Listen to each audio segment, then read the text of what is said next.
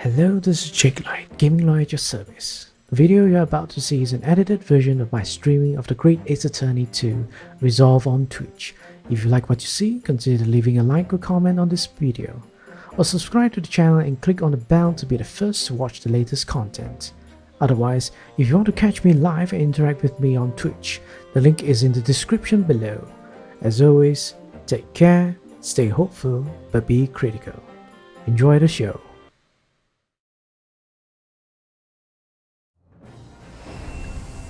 Okay.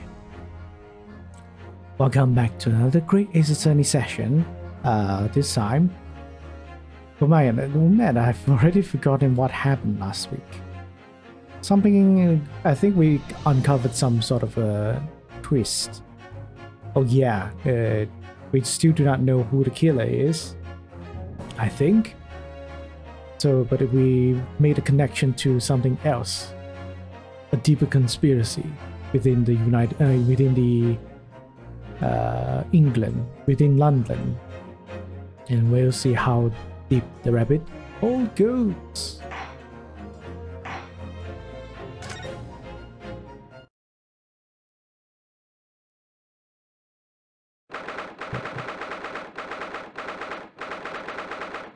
It's pretty loud, isn't it? Reduce it. Okay. I still can't quite believe what just happened. I know. I inquired with the bailiff after the court session was adjourned. It seems Mr. Vigil was taken to the hospital to recover. Right. 10 years ago now, Mr. Vigil attempted to commit suicide by jumping out of the window of the prison governor's office. Oh, is that what happened?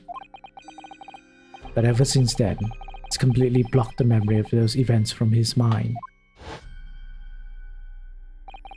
Nobody knew his secret. Not his family, not even the man himself. But I forced it out into the open. Was it wrong of me to do that? You going out? Thanks for the no problem, Eriko. Thank you for dropping by. Did I overstep the mark? I wonder.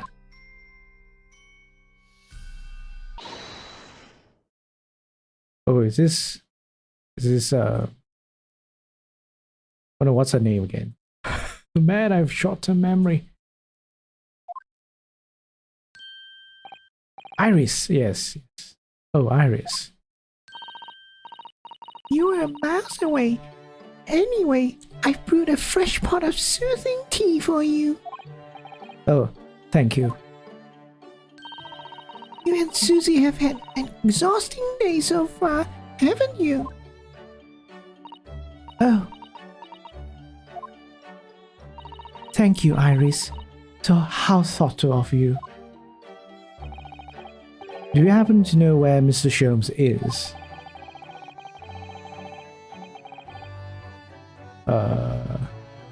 When we came out the courtroom back into the defendant's antechamber, he disappeared.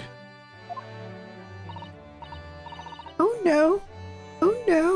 I don't know. He just suddenly sprang to his feet and left. All he said was, "I must leave." I wonder if he's pursuing the mystery of Inspector Gregson's death.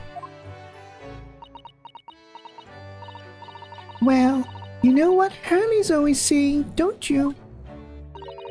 There are mysteries in this world that should perhaps never be solved.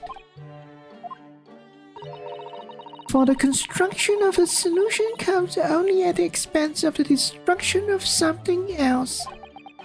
What does it mean? He knows very well that when you open someone else's wounds, you often open your own too. But he just can't take his own advice and leave well alone. Solving mysteries is too important to him. That's so true. But that's what I like about Hurley after all. I suppose that's a lot of a great detective in some ways. So then, let's have tea and then I'll give you a hand. Oh, do you have time, Iris? Yes, I finished this month's manuscript at last, with barely a day to spare before the deadline. Oh, I'm so looking forward to it. A brand new story to read in the adventures of Sherlock Holmes. You know, I always hide Hurley's violin in the days before I have a deadline. You do? Poor Mr. Sholmes. I'm sure that's very wise, Iris. How sensible of you. Now then, my dear fellows, let's make a plan of action before we continue our investigation. Alright, let's do more Iris voice. So, how did it go in court this morning? Well, we still don't know the truth about what really happened. One thing's increasingly clear. Lord Van Zieks definitely didn't do it. I wouldn't be so sure. Oh, goody! Yes, that's right. We managed to uncover several new facts as well. Oh, really? And there was another development too. Kazuma. Yes, it's quite clear now that Kazuma-sama is not himself. The way he's acting, it's almost as if he's possessed. I know. I mean, at the end of the proceedings earlier, he was like a bloodhound the way he was chasing down Mr. Vigil's forgotten past. He's not normally so mercilessly persistent.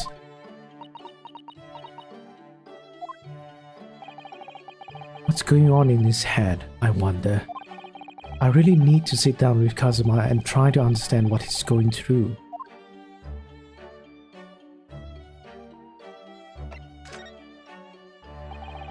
If Gregson was really murdered the day before his body was discovered, then Lord Van Zieks has to be innocent, you see? What? The day before? Well, that should be easy enough to work out just by examining the corpse, surely. Yes, you would expect so, but curiously, no time of death was included in the autopsy report. That is curious. There are still unanswered questions about Lord Van Zieks, though, aren't there? Do you mean?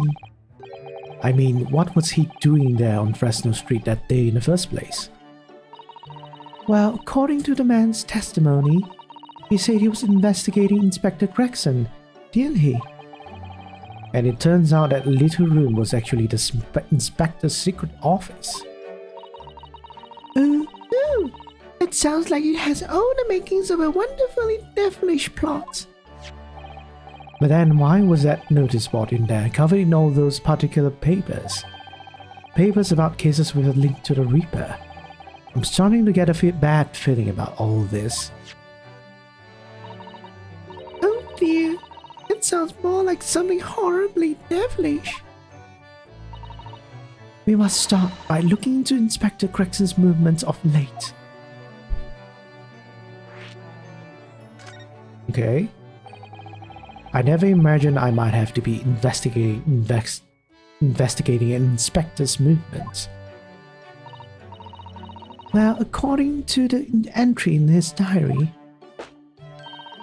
he was carrying out an incognito investigation of the Red-Headed League the day before his death. Oh, you mean he was doing the same as Hurley? Well, Mr. Sholmes was trying to apply, whereas the inspector was supposed to be investigating. I do wish it had been the other way around.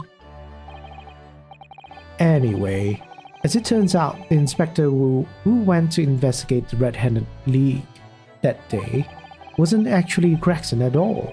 It was Mr. Vigil, in possession of Gregson's identification.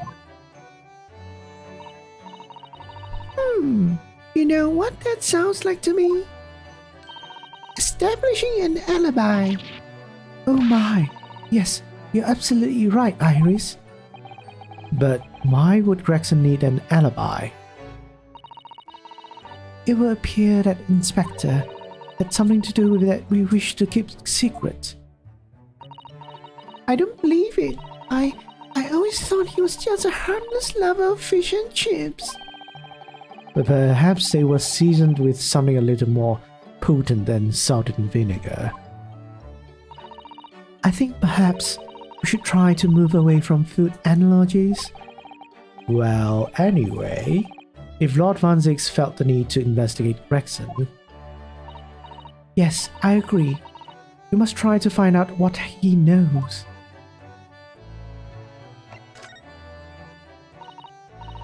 Bijou, you say? Isn't that the name of the lady who came to visit Hurley yesterday? That's right. To ask Mr. Sholmes if he would help her to find her missing husband. Only Mr. Sholmes completely passed the buck to us. Actually, didn't you say that Mr. Vigil had been taken to hospital? Do you know which one? Ah, it's St. Sinners. I'm starting to wonder if all the other hospitals in London have closed down. But that's amazing, Bruno. You found a lady's husband already. Well, I suppose I have. By accident. And 10 years ago, while Mr. Vigil was the chief warder at the prison, he was responsible for overseeing the professor's incarceration. Wait for me a moment, alright? My nose is stuffy for some reason.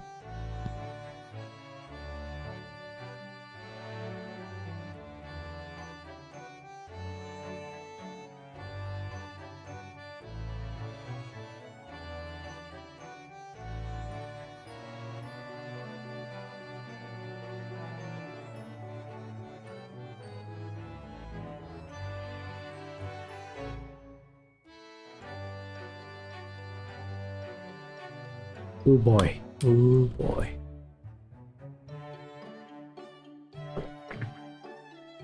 Oh man, today is not good weather for me.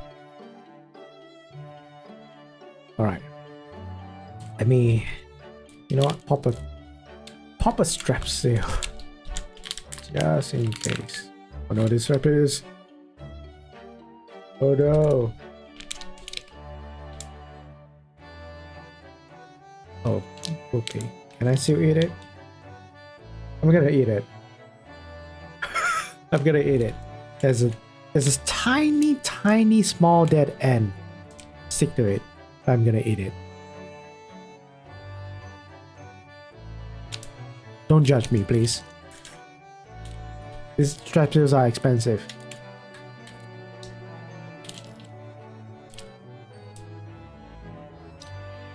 Okay. Okay. He was responsible for overseeing the professor's incarceration. No. So when the convict escaped, he was held responsible and immediately dismissed. Sometimes I really don't want to grow up. There's more. For 10 years after that, while he was ostensibly working as a peddler, he also had another secret job. He was paid by Gregson to be his stand-in, to impersonate the inspector. To impersonate Grexy? But why? I have absolutely no idea. Ginny was right. I'm starting to think all adults are up to no good now. Including you, Bruno. I haven't paid anyone to impersonate me. That means he has ties to the professor and Inspector Gregson, though.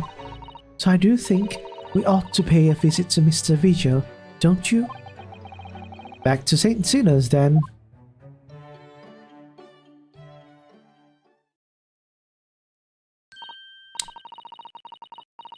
Well, I think it's clear what we need to do, isn't it? Let us investigate, my dear fellows. Oh, Iris, you're even more enthusiastic than usual today. If anyone has anything to hide, my special Wilson shooting iron will soon set them straight. That mortar pistol? I don't think that's a mortar pistol though. It's stuffed full of piping hot extra special blend of mine. Oh my goodness, I don't think you should do that.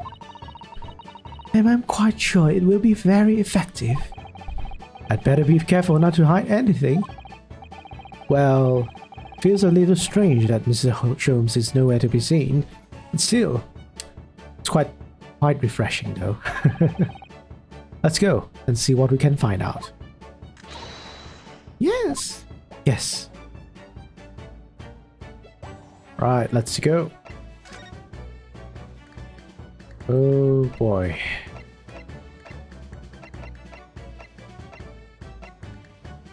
We're in a new place, I guess. Sort of new place.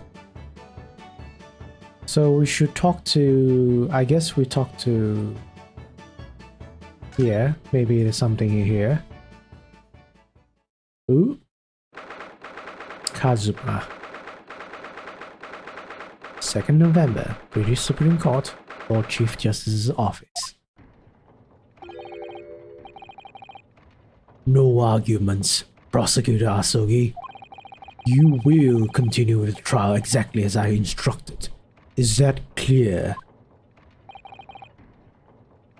Perfectly. It's Kazuma-sama. Defying Lord Strongheart, by the sound of it. He never did know when to back down.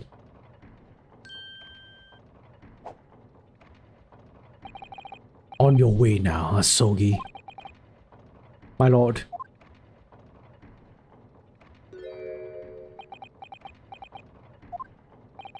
Kazuma. No! Why you look at me like that and left? Left without saying a word. Yes, what are you doing here? Oh, was just hoping to ask you a few questions if you wouldn't mind. I wanted Van Zieg's trial concluded today. Prosecutor Asogi's unwelcome inquiries are going to make it take longer than necessary. Unwelcome inquiries? As a result, I'm losing even more precious time. Currently 2 hours, 55 minutes and 41 seconds, 42, 43. And we must resolve everything before 3 hours have passed, Mr. Naruhodo. In a miraculous not even 5 minutes. Anyway, I can't let the man's obvious bad mood put me off. I need information. Give me information. Does Prosecutor Asogi believe that Lord Van Zieg is the Reaper? I wouldn't know. It was 10 years ago in that faithful close trial that Lord Van Zieg had made a name for himself among the judiciary. But in the next trial he fought, he lost. It meant the ringleader of a criminal organization was acquitted, thanks to all the jurors being under duress. But that's awful. The man's freedom was short-lived. He lasted just 3 days. Yes, let me see. He died in a rock slide at his place of work, I believe. Correct. That was the inauguration of the Reaper of the Bailey. And people believed Lord Van Zieg was responsible. He was brought to trial himself. It was shown to have been an accident. So he must have had a solid alibi then. Nevertheless, the mysterious deaths continued. In total, 16 persons perished in unusual circumstances, ostensibly at the hand of the Reaper. That's a long run of coincidences. Well, the Reaper's true identity may well be revealed by this trial. And the impact that revelation would have on the British public cannot be understated. Is that why it's a closed trial? Precisely. This country hasn't seen a closed trial for 10 years.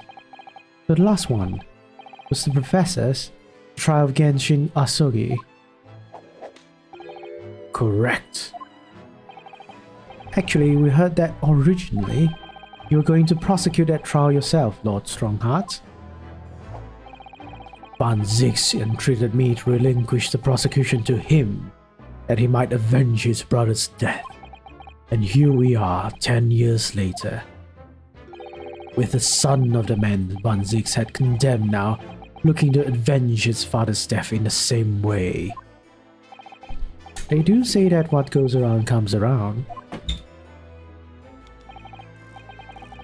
However, it would seem that the new prosecutor is harboring some ulterior motives as well.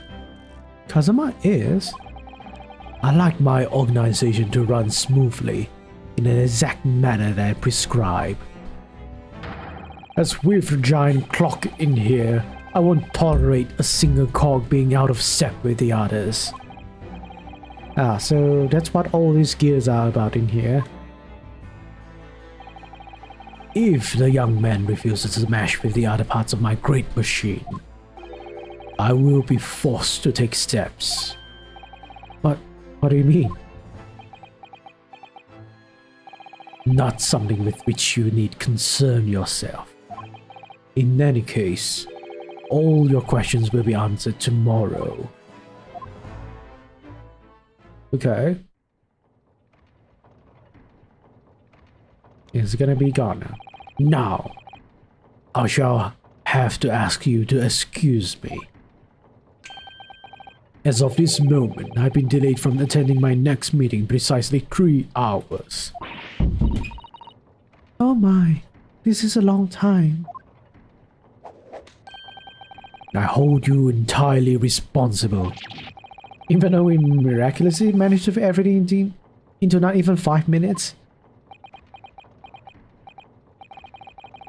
I wonder if you might agree to us talking with Prosecutor Asogi. Discussions between the defense and the prosecution outside the court are generally frowned upon. However, I will make an exception in this case. Now go. You can find him in his office. Oh, thank you.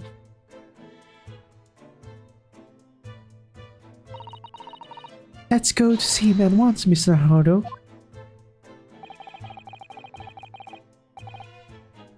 Kazuma's my best friend in the world, but I'm really not at all sure I know how to talk to him at the moment. Okay. Man. Excuse me, a minute. My nose.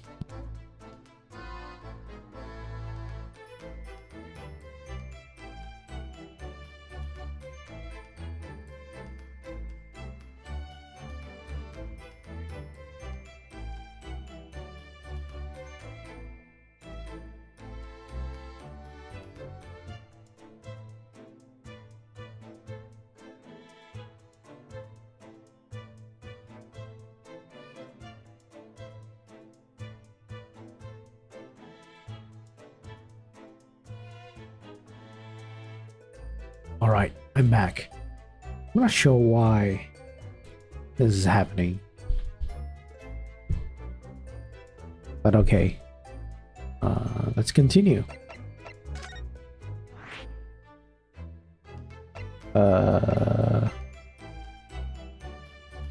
Where should we go now? I think we can go to... Let's go to the prison.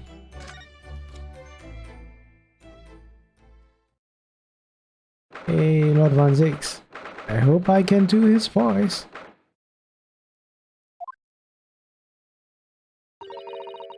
Lord Van Zix is reading. Look. He doesn't seem like he wants visitors, does he? But he must have noticed that we're here, surely.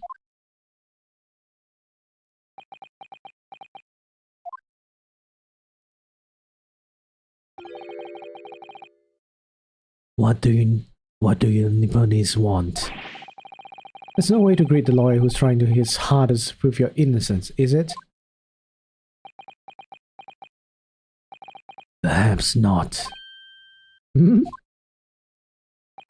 I apologize. So, what can I do for you, Mr. Naruhodo? Lord Van Zix, speaking earnestly. Oh, the fog will leave over London for the first time in months tomorrow. This does feel very, very strange.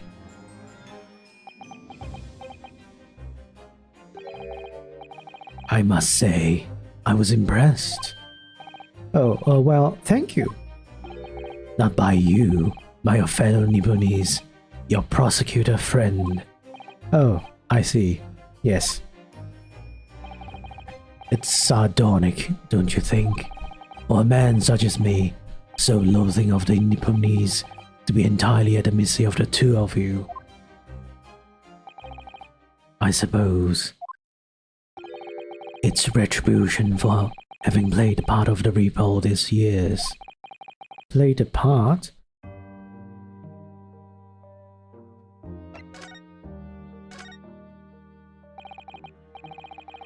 You once told me that you gladly allowed people to believe you were the Reaper because it helped reduce the amount of serious crime that took place in London. If keeping quiet and playing the part benefits the cause, a cause I myself am committed to pursuing, then why would I choose to say anything? But a henchman of a criminal killed by the Reaper attacked you only the other day. And it was just the most recent of many attempts on your life, wasn't it?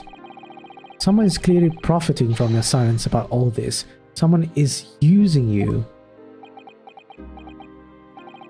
Believe me, ever since the Reaper first appeared, I've been doing my utmost to expose him, or rather, expose the organization. Ah, it's a whole organization? It's inconceivable that all these accidents were orchestrated by one man.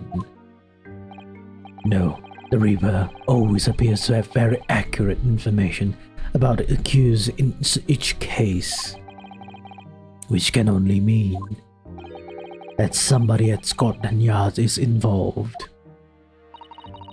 Someone at... You can't mean...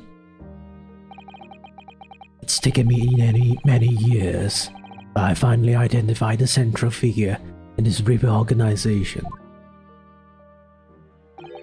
Tobias Gregson. No! Gregson? The Ripper?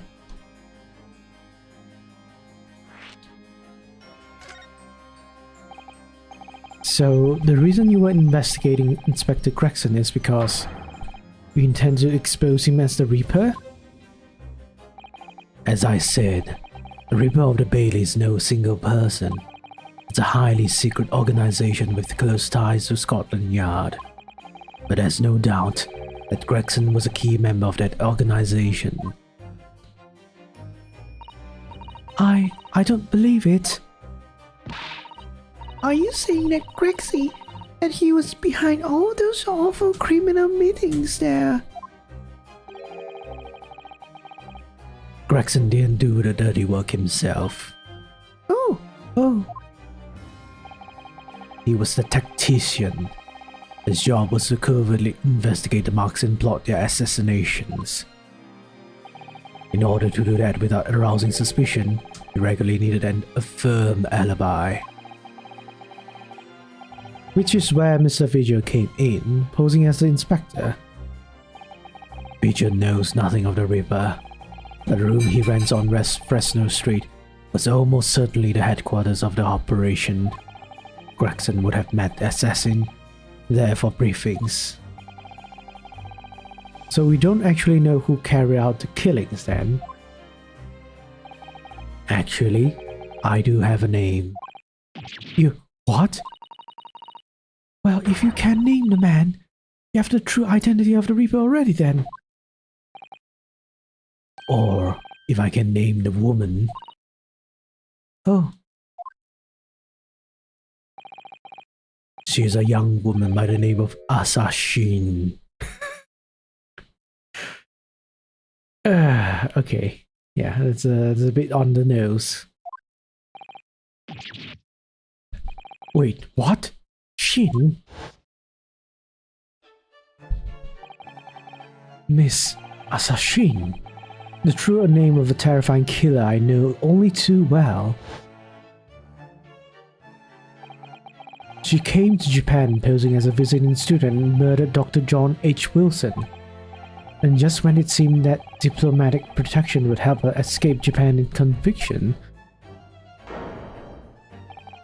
the mysterious woman was herself murdered in a small summer beach hut. And that woman was actually the Reaper of the Bailey. Well, I can't say I haven't really guessed it, but I guess it's kind of expected. Mr. Naruto, this perhaps isn't the place to discuss. No, of course not. We can't mention it here. The fact that she killed Dr. John H. Wilson, because Iris doesn't know and it's very likely that the man was her father. It's snowing. Wow, isn't that good? I would love some snow here. Asashin. I should let father know at once. No.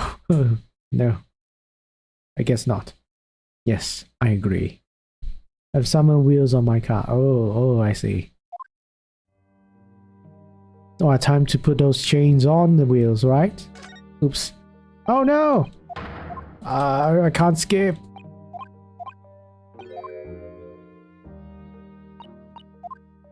I'm going to listen to all this all over again.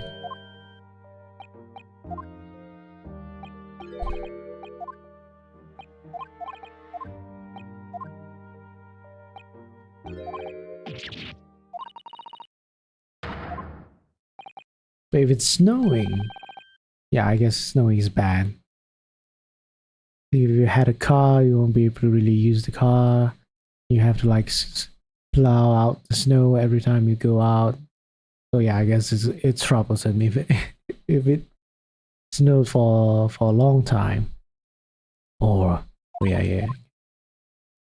Change wheels. We have the spiky wheels or whatever they call it in English. Oh, you change the wheels? Because I saw like videos where people put on some sort of like weird chains on the tires so that they can get more traction or something.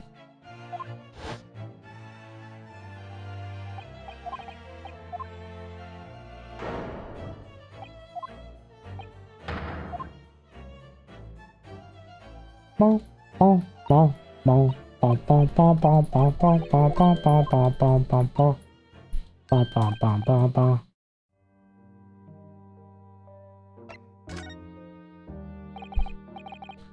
Kazuma, isn't it?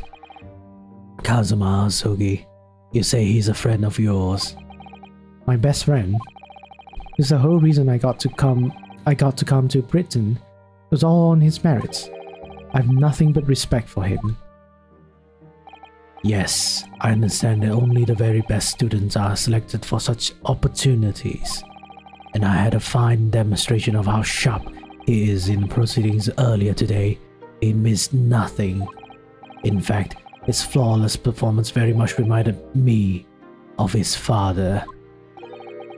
Genshin Asogi, the professor. It's true that our aristocracy at the time was the root of numerous grave societal problems.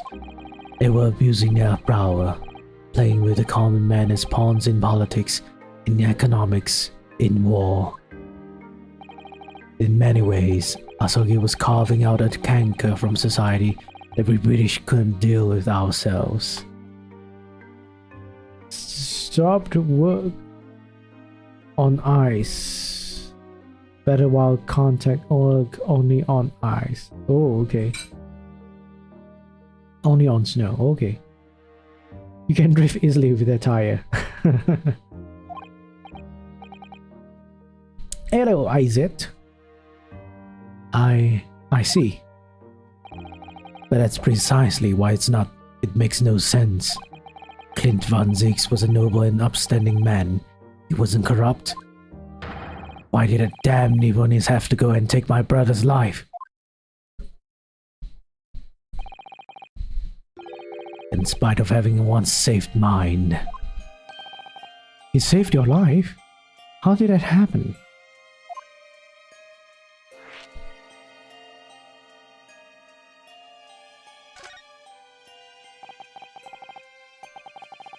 Yeah, though my car is front wheel drive so can't really drift. Oh, okay. Well, front wheel drive car. Nice.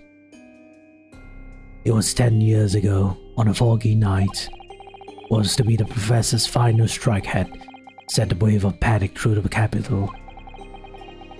So Clint Van Zyx had already been killed at this point then? Genshin and I were walking down some back streets at a late hour. Of course, at that point, I had no idea of the true nature of the man at my side. All of a sudden,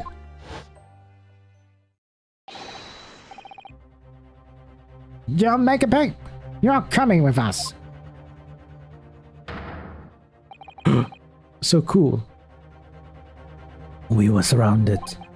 All of our assailants were armed with pistols, their faces obscured by scarves. Clint was not only from a noble heritage, he was a brilliant prosecutor as well. The scum of London hated the sight of him, and they had no sympathy for his younger brother either. I had been targeted several times before already. Yeah, it's Van Zyx. Alright, we got him. I could hear them murmuring amongst themselves. I knew they were after me.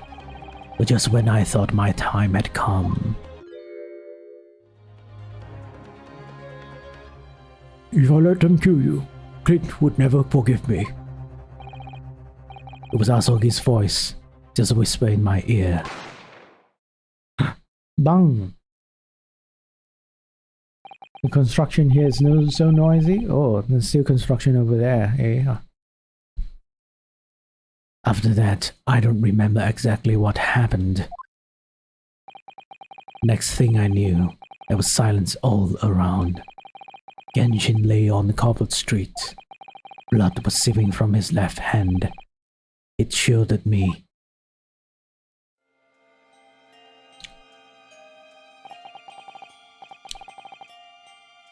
Two days later, they arrested him on suspicion of being London's most notorious mass murderer ever, the Professor.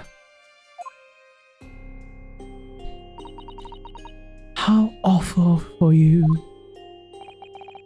All at once, I lost the brother I revered and a foreign friend I held in such high regard. I'm so sorry, Lord Van Zyx.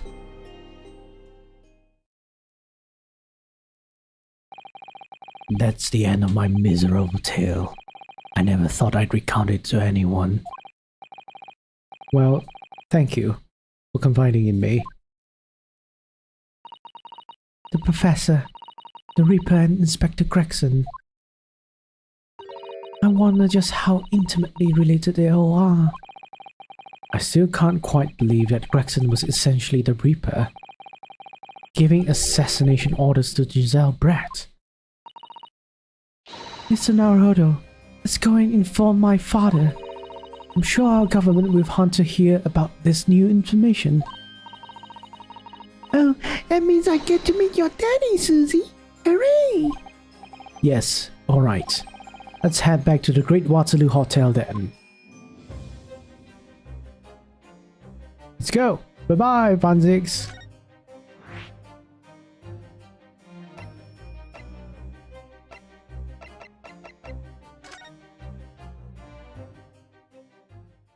Man, there's a lot of people I need to talk to.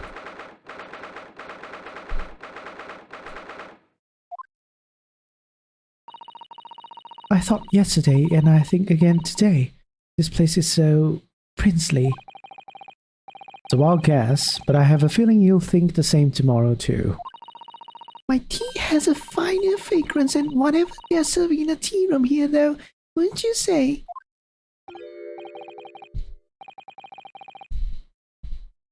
Ah, wait, who is this? Is this the judge or the father?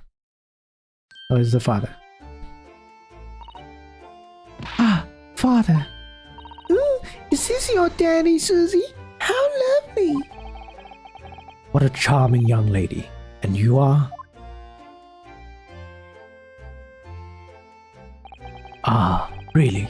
So you're the author of the Adventures of Sherlock Sholmes, are you? That's me, Iris Wilson, and your service, sir. Susie been such a wonderful friend to me over the last year, you know. Well, Miss Wilson, I must say I read your work regularly with much interest. Lolly Jackpot. No, don't say it like that. Iris actually lives with Mr. Sholmes, you know, father. Is that so? Well, perhaps it goes some way to explain that bright look into your eyes. Sorry.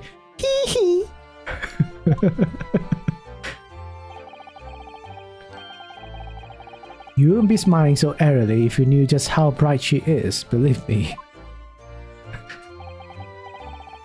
Now then, young Naruto, it was a pleasure seeing you in action earlier. As an invitee of the symposium, I was allowed to observe from the gallery after I twisted some arms. And I must say, it was a truly exemplary performance. Oh, well, thank you very much. Although I'm fairly sure you omitted Kazuma on the end there. No. Please don't misunderstand. It was you who impressed me.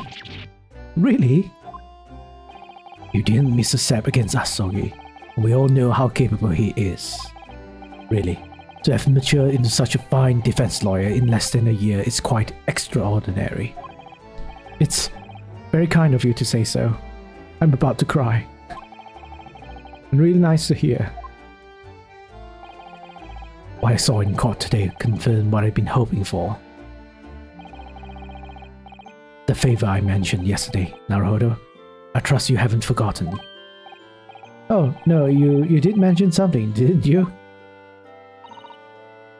But first, we have something to report, father.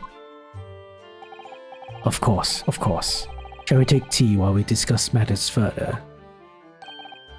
I wonder where Judge Jugoku has got to.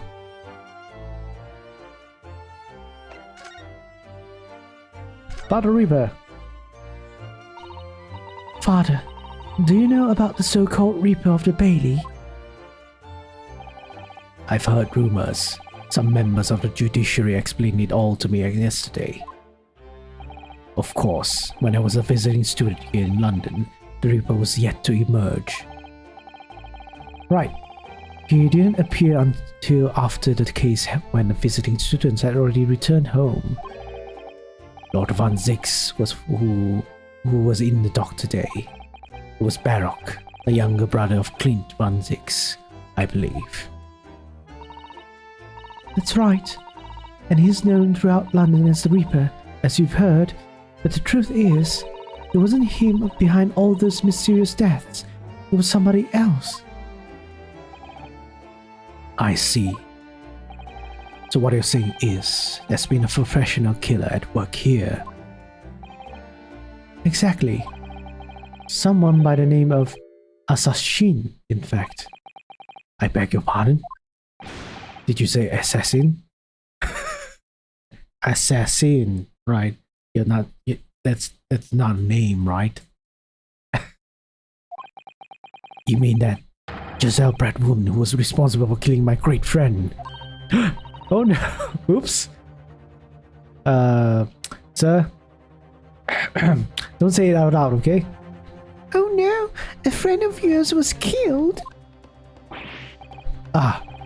Professor Mikotaba, I think perhaps we shouldn't discuss this right now.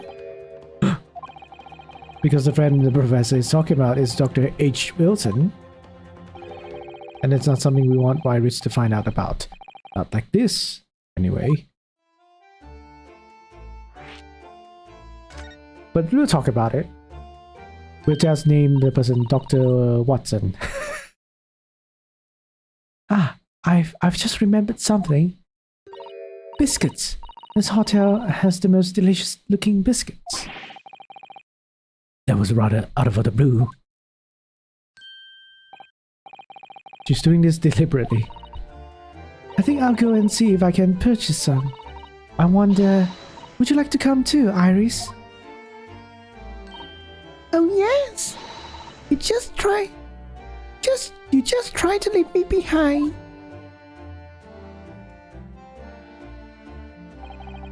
So that young girl is called Iris Wilson, is she? Yes, that's right.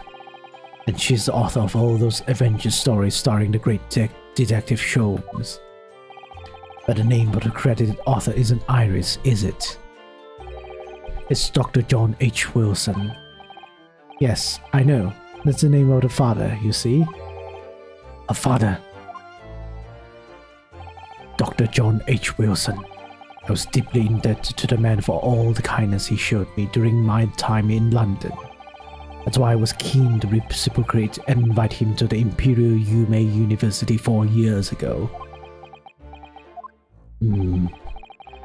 But he was murdered last year by Giselle Bratt. Why? Why would the hand of Reaper stretch all the way to Japan? Iris knows hope, if I'm honest, but I won't force you. All I ask is that you consider it and come to a decision by the time this trial concludes. Yes. All right. You won't leave, will you, Runo? With such a cute voice, who would, right? Kill me. The thought haven't even crossed my mind. Up until now, I've been trying to do what I believe to be Kazuma's will. Wow, yes. But it turns out that he's still alive, so where does that leave me?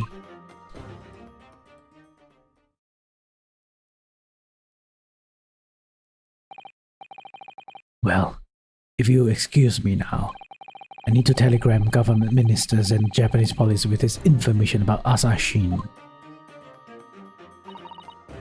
Of course, Father. Thank you. I look forward to next month's installment, Miss Wilson. Oh good, and please do come back to Baker Street sometime, won't you?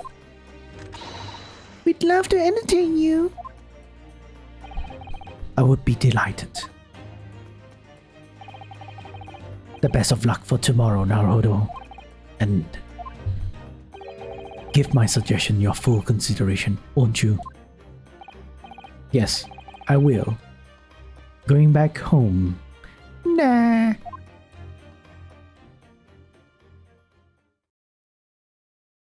Oh, by the way, I can't change the video quality in the stream for some reason. It's stuck at... What? It's stuck at 1080p? I have no idea why.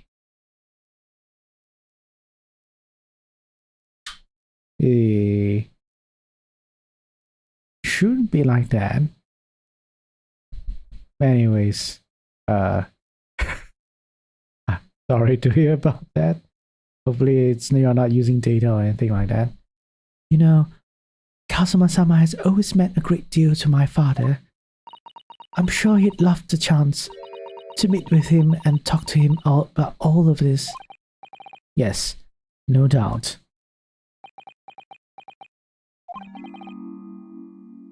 Oh no, who's this?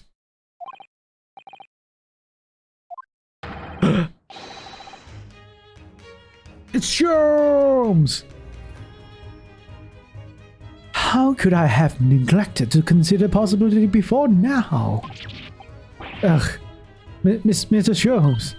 Early, where have you been? Why, I joined you all for tea, of course. What an extraordinary question. didn't notice you at all. No matter, no matter. Anyway, to more pressing concerns. Mr. Naruto? Oh, yes? I must dispatch a telegram to your country at once. It is a matter of much urgency. To Japan, you mean? Tell me, to whom can I entrust the task? Quickly now, who? Ah, well... My father has just now left to send a telegram to the Imperial Police Bureau of Japan himself. I see. Well, you look reliably enough for a bearded fellow. I don't think what father sports could be considered beard, Mr. Sholmes. There's not a moment to lose. Kindly ask your trusty unshaven father to see this is sent. I will, but what is it? No questions this time, if you please, Mr. Sato. All we can do is pray that for once, my deduction is Ori.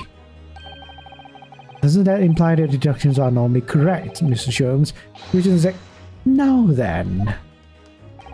You may be surprised to know that I'm a very busy man. I certainly have no time to hide behind settees and eavesdrop on other people's conversations. So that's what joining us for tea meant.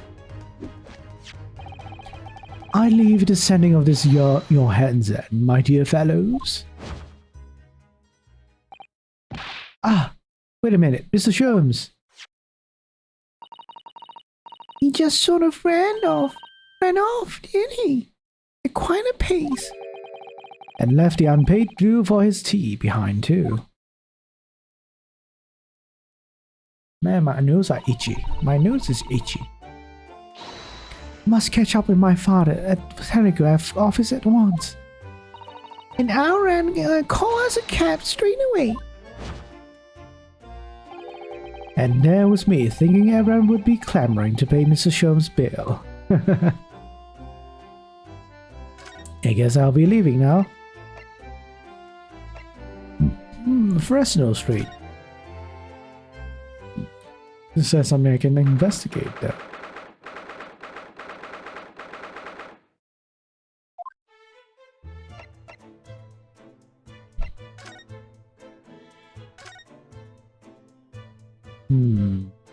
I feel like no.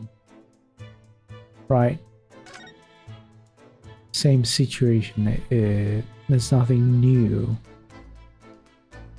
Except for this here, where I can photograph of Mrs. Vigil. Realizing the identity of this lady was a very great clue exposing Mr. Gossip's true identity. He obviously loves his wife very dearly, which is why he felt he couldn't tell her the truth. The transformation was incredible, wasn't it? Just from that big twisted lip. Yes, he went to extraordinary efforts to play the part of Hugh Boone convincingly. Although, it didn't really seem like it was much of an effort to me. Now you say it, I have to agree. It's almost as if it was Mr. Vigil's true character. People really are very hard to fathom at times. Yeah, so that's pretty much it. I feel like I have nothing to investigate about over here, so we'll move on. And we'll leave this as the last place to go to. When I go to the prison now, hospital.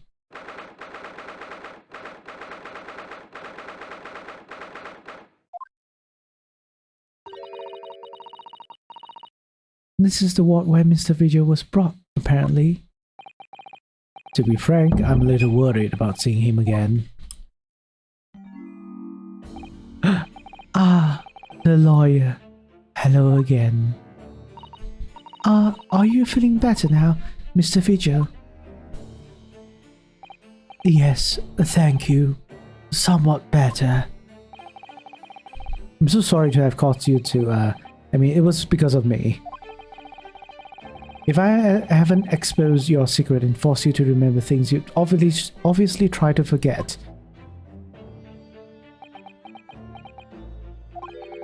The prosecutor was here after a few moments ago, too.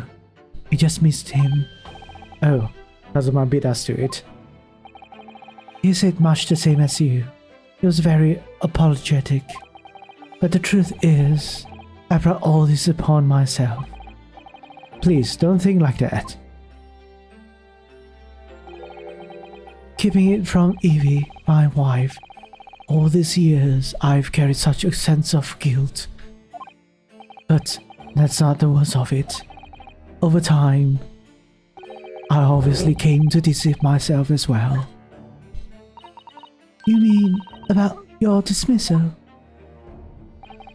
Looking back now, I'm beginning to think that perhaps Inspector Gregson didn't stumble across me by accident at all. I mean, he compensated me so generously for acting as his stand-in. He was clearly concerned for my well-being and doing what he could to help. So perhaps Gregson knew exactly what he had become of Mr. Future all along then.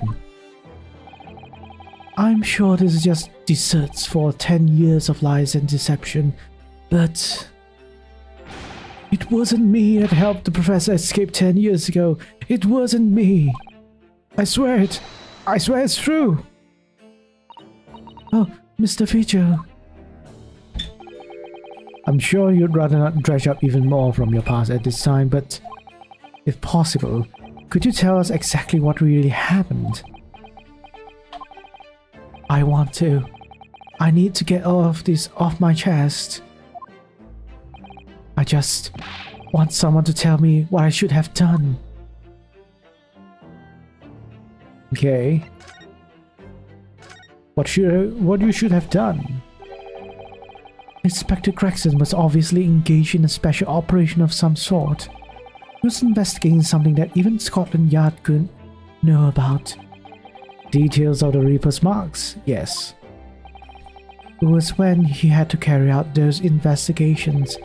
I would take his identification and impersonate him. He would pretend to be the inspector and carry out investigations on his behalf. Oh no, never! A common street peddler couldn't possibly carry out a proper police investigation. All I would do is go to the specified location and make a little hoo-ha. Just something to leave an impression, so everyone there would think a detective called Gregson was here. So, that's what you were doing on the day prior to the incident? Yes, he asked me to make an appearance at a park on Lime Street for the Red-Headed League event.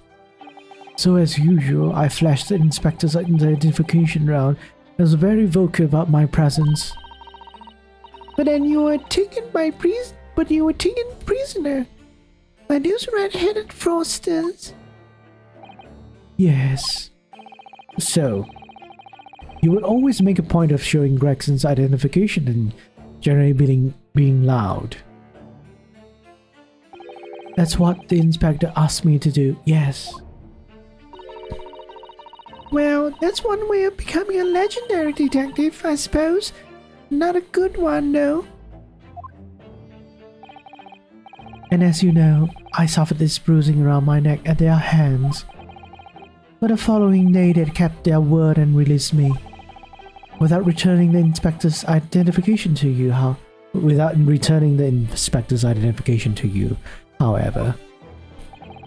We had arranged to meet in the Fresno Street room at 5 that day so I could report back to the inspector. At the agreed time, it's when I heard the gunshot. How convenient. Also, apologies if you're hearing noises behind as well over here. It was at midnight on 17 June 10 years ago.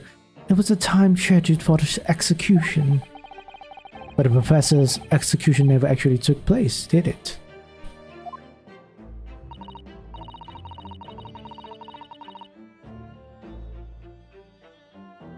Alright. rather, the execution itself must have been used to effect a plan of escape. I hardly dare to imagine what a chin plant it was. Barclay was renowned for being the highest security prison in its country. Everything that went in or out of the place was searched multiple times. But there was one notable exception, or rather, one notable loophole, something that was never questioned.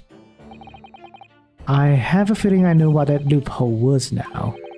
The coffins into which the bodies of the executed convicts were placed, correct? Yes. Once the coroner had confirmed the death of a condemned convict, the body was taken in its coffin for immediate burial in Lowgate Cemetery just behind the prison. The chief warder first had to sign the necessary papers, and after that, no member of the staff was permitted to touch the coffin containing the body again. When executions took place, only the executioner and the coroner were permitted inside the chamber. I would wait in the adjacent room for word that the condemned convict was dead. On that occasion, once I had that confirmation, I went into the mortuary to find a lone coffin, as usual. The procedure that I would sign the paperwork, having checked the coffin, then nailed it shut. But for some reason that day, the coffin was already nailed shut. No. I didn't think any of it at the time. I assumed that my deputy must have checked the coffin and nailed it shut before I arrived. So, you mean the coffin contained? Yes, I can only imagine that Asogi, having escaped his execution somehow, was alive inside the coffin. The coffin was then taken out through the main gates and deposited in Lowgate Cemetery. Presumably, there wouldn't have been enough air inside to breathe before long. So in the early hours following the burial, somebody dug up the coffin again to set Genshin free. But in the end, he was fatally shot in the graveyard anyway. What on earth really happened in Lowgate Cemetery that night, I wonder? I'm afraid I really don't know. All I can say with certainty are two things. Asogi couldn't possibly have escaped that without help from somebody working in the prison. And that somebody was not me. Okay. I feel like fingers are pointing to a certain person now. Or multiple persons actually, but we'll see. Obviously, you knew the man then. The professor, I mean, Genshin Asogi. Yes, I remember him, in fact. I remember him well, in fact. Would you mind telling us what you know?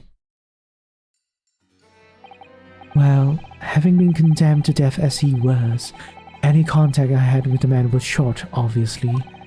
After that trial, which was carried out behind closed doors, attended only by elite members of the judiciary, they called for his execution to be carried out at the earliest possible opportunity. The outcome of the trial was set from the beginning, wasn't it?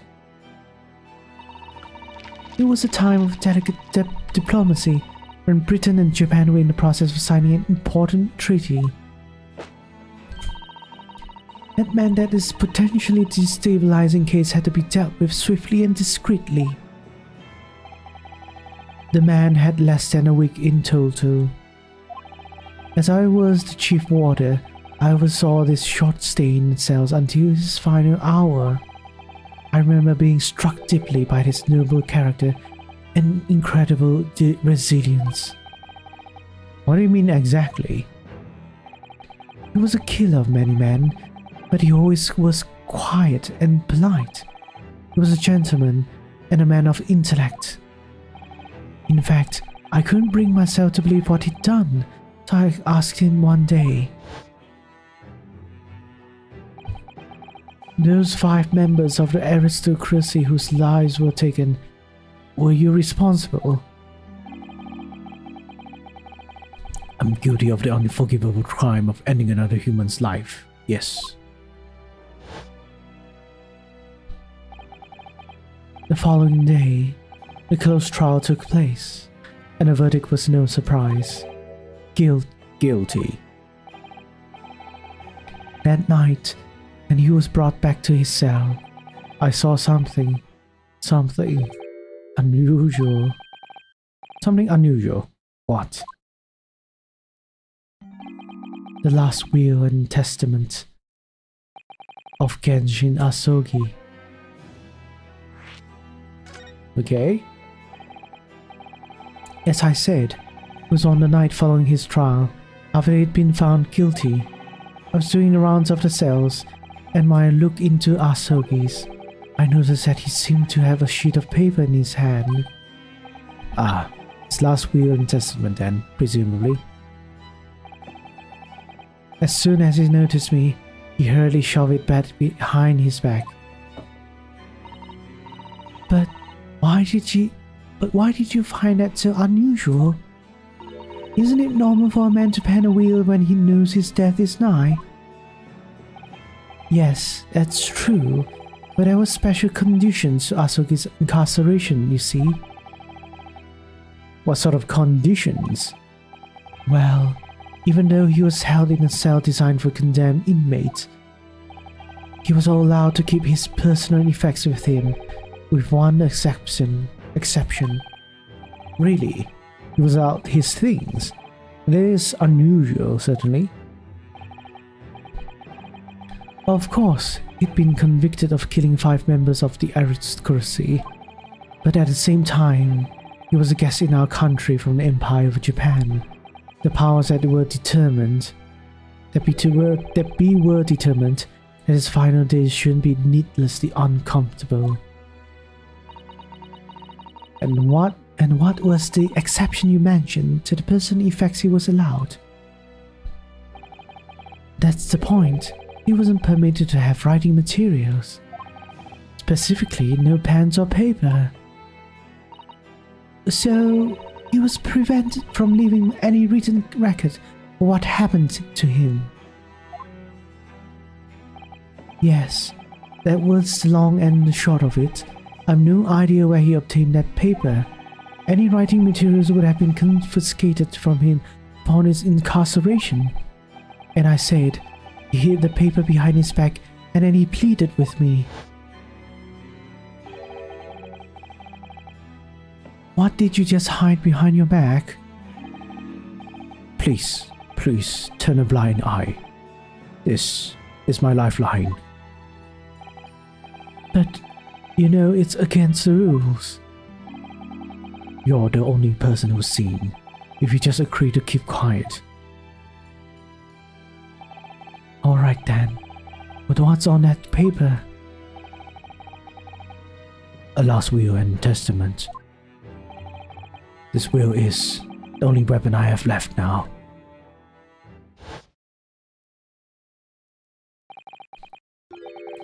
How can a will be a weapon? So I decided to pretend I'd see nothing and I let him keep his will.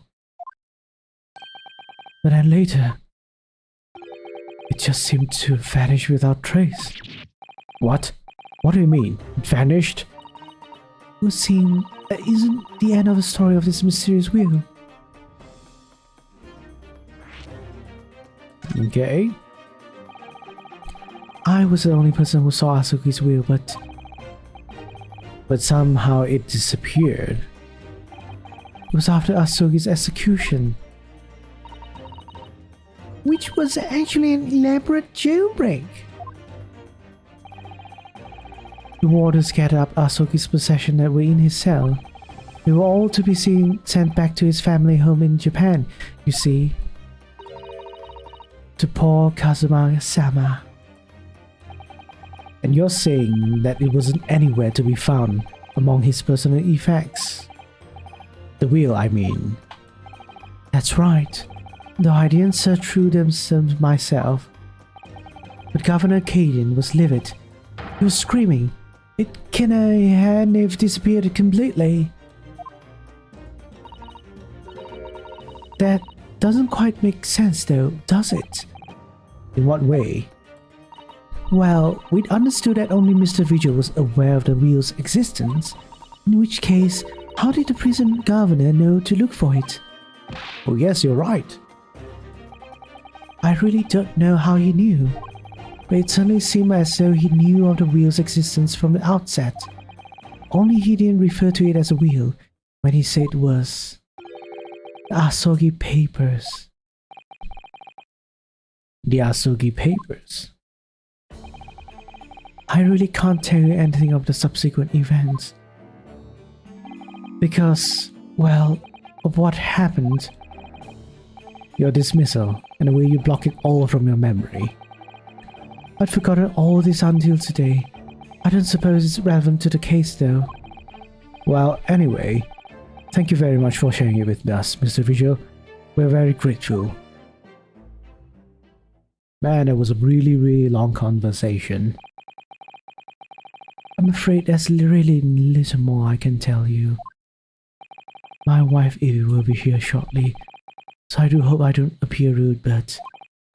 No, not at all. Thank you again. But what will become of you now? Well, impersonating a police officer is a criminal offense, of course. I imagine that once I'm fully recovered, I shall be arrested. I'm so sorry. Don't be, please. It was all my own doing. I always knew that this day would come. Well, I wish you well. Goodbye, Mr. Vigil. Bye-bye. Bye-bye. Oh, before you go, there's just one thing. Oh, yes? What is it? The Asogi Papers. I'd be very grateful if you'd make no mention of the things I told you about them.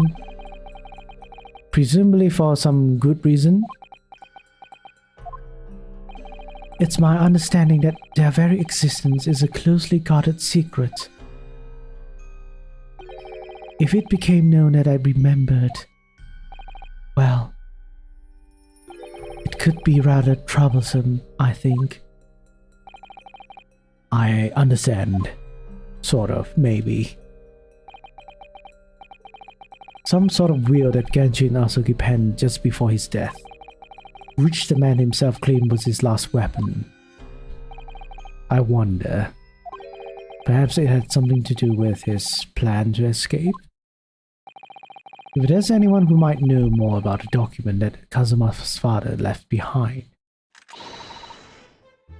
It would be Mr. Vigil's governor. oh no, I have so many people to talk with today. And we know precisely where we must go. Back to Barclay Prison. Okay. New location. And I have also prosecutor's office to go. Today is a very busy day, apparently. Oh boy. Prosecutor's office.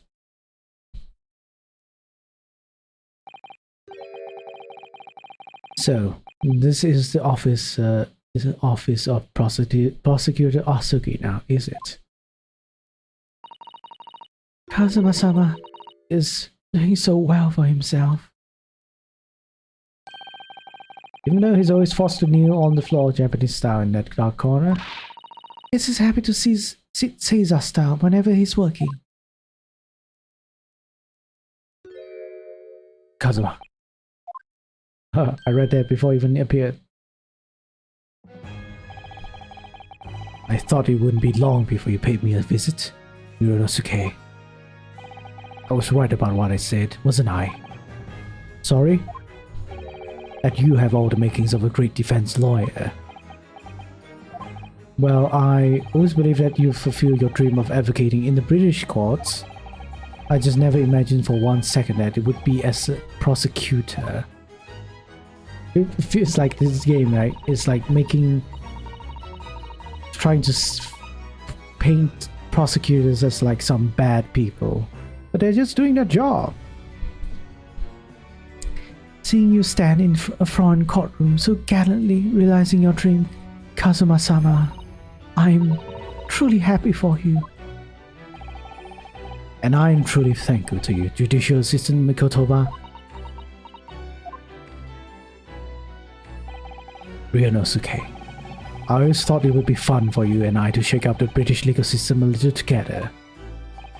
This isn't quite how I envisage it, but I suppose it's just another twist of fate.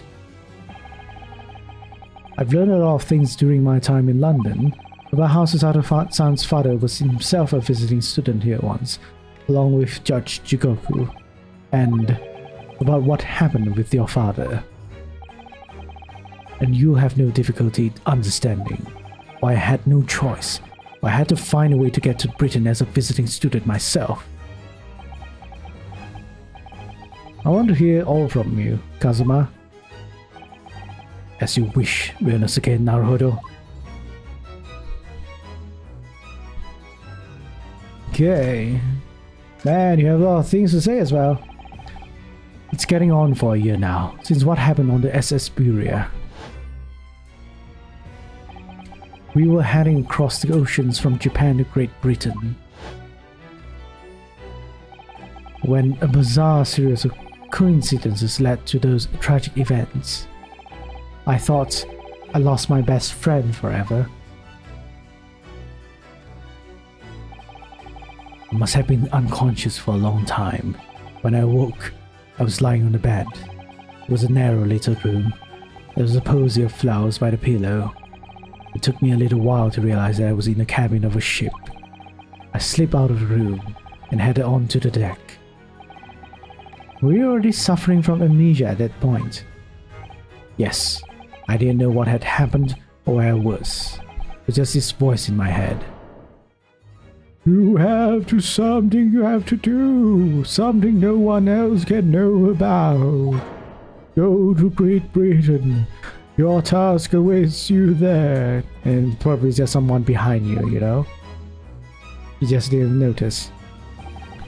It was a calling I couldn't ignore, quite literally. It compelled me relentlessly. Out on deck, I saw that I was on a huge steamship, and we were docked in a large port. It must have been Hong Kong. Yes, it must have been. Presumably just before they were due to carry your body off the ship. I had no idea of the situation, but I did have the feeling that this was in some way my last chance. I concealed myself among the disembarking passengers and went ashore. Then I disappeared into the crowded streets of that foreign port city, so I could plan my onward journey to Great Britain. But you can't speak. I don't think you could speak languages over there, though. Just under a year ago, with all my past memories lost to me, I was left behind in Hong Kong. Everything was foreign to me.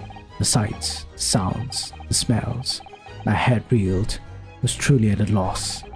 I realized now that I escaped as a dead man, with nothing but the clothes on my back. No money, of course. Oh, how terrifying for you.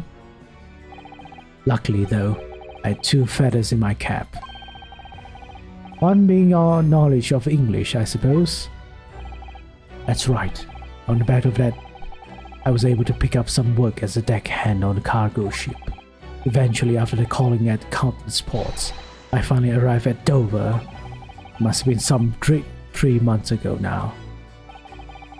Your formidable tenacity of purpose showing itself again. I mean, the man had lost his memory and had literally nothing to his name, but he still managed to make his way to London on the opposite side of the world. Of course, I had no idea what moved heaven and earth to get here at that point.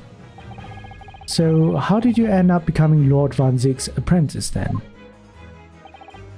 That can only be called an extraordinary stroke of luck, really. You see, I was stopped at the border because I had no papers. It took me straight to Scotland Yard. By sheer coincidence, Lord Strongheart was there to attend a meeting. It's when the second feather in my cap came into play. Would it have been your knowledge of the law? Yes, very, very coincidental. Exactly. Lord Strongheart was curious about Eastern and with intimate knowledge of British law. He took me back then to the Supreme Court and assigned me to the prosecutor's office. And then 9 days ago, you finally got your memory back after the trial involving Drebber. Yes, I did. Man, long conversations all over. Ever since I met you at Yume, you talk about your dream. Mark my words, Ryunosuke. I'll be chosen as a visiting student and make my way to the Great Prison someday. Did you know the entire time about what happened to your father here? 16 years ago. Ooh, picture illustration I've never seen before. But my father left on an exciting trip to Great Britain. I was just a boy. We took a photograph together the day before his departure. It's my last memory of him. When I remember most about my father is his unswerving sense of justice. 6 years after he left, a gentleman called out at our family home. He told me that Genshin, my father, had been taken ill in England and passed away. It was Professor Mikotoba, your father, Susaru-san. Oh my. Ever since then, the professor was very good to me. He even helped to fund my university education at Yume. I'll be forever in his debt. But nevertheless, I just couldn't bring myself to believe what he told me. Oh. Then one day, a letter arrived at our house from Britain. There was no indication of the sender, so I opened it assuming it was from an old acquaintance of my father. What I read in that letter changed my entire life. What did it say? It said that my father had been a mass murderer, and the writer cursed the Asogi name. Oh no. As a result of that letter, I found out what had been hidden from me all those years.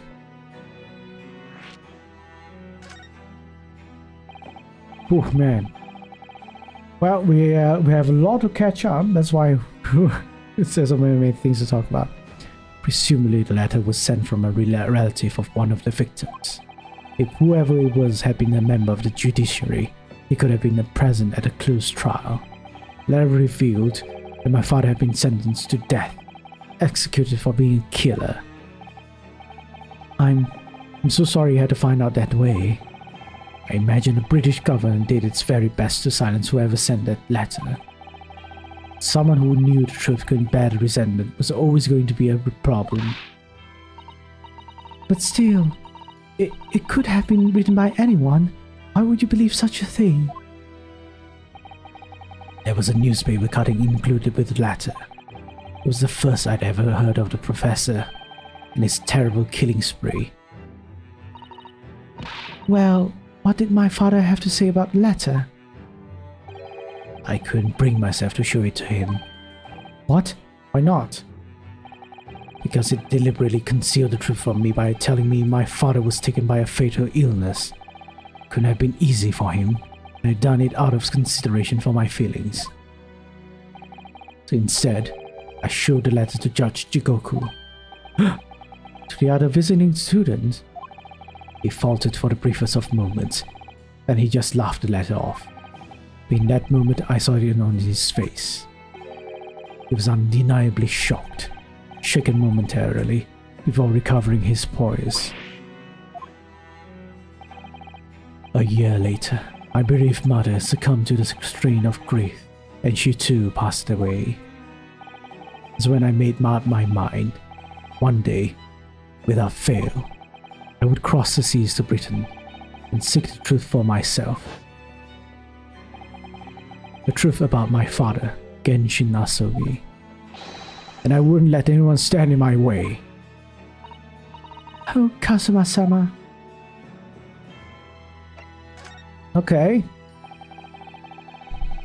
What we learned today in court turned things completely on their head. It was an impressive piece of lawyering. Ryonosuke Naruhodo. Lord Van Zix isn't the Reaper, you know.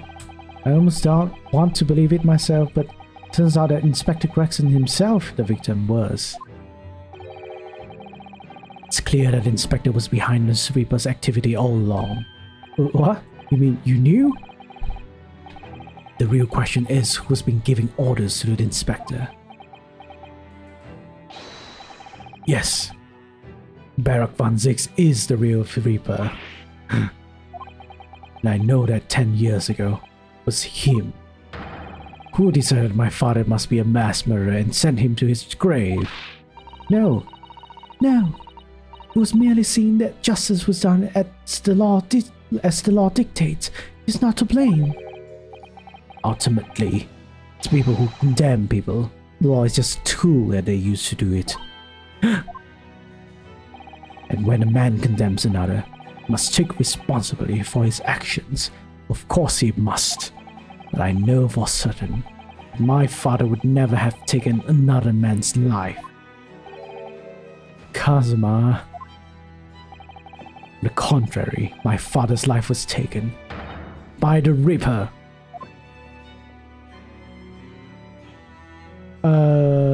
Okay. Do I have anything to present you? Because you're not giving me the boom boom. I can move on now. Kind of a thing. Ba ba ba ba ba. Yeah, I don't think we have anything to really talk about. You know. So, you know, we'll move away from here. I probably have to go and visit Prisoner Governor's office now.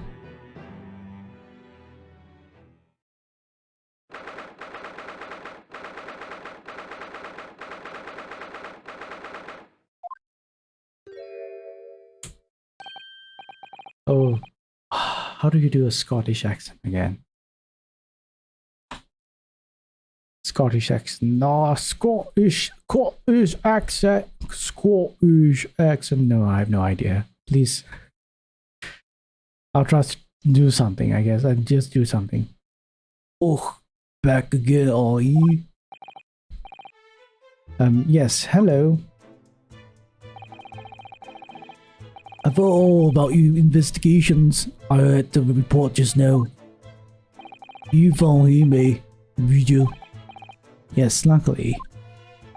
Well, anywho, let us know work here no more.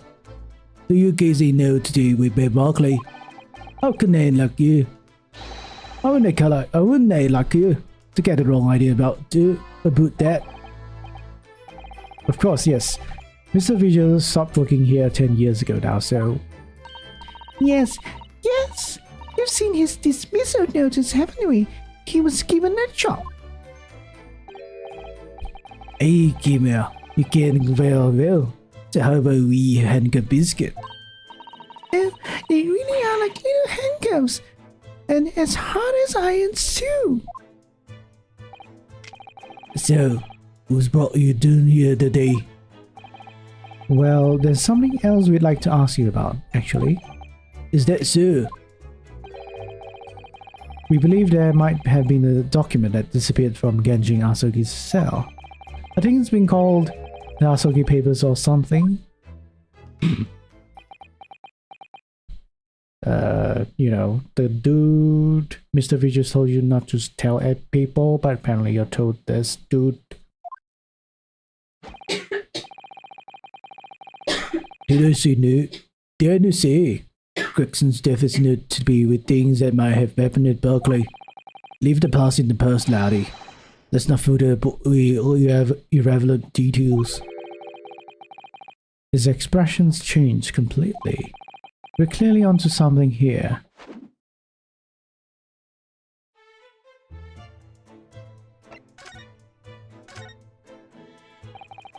That murderous botched execution and whole miserable escape.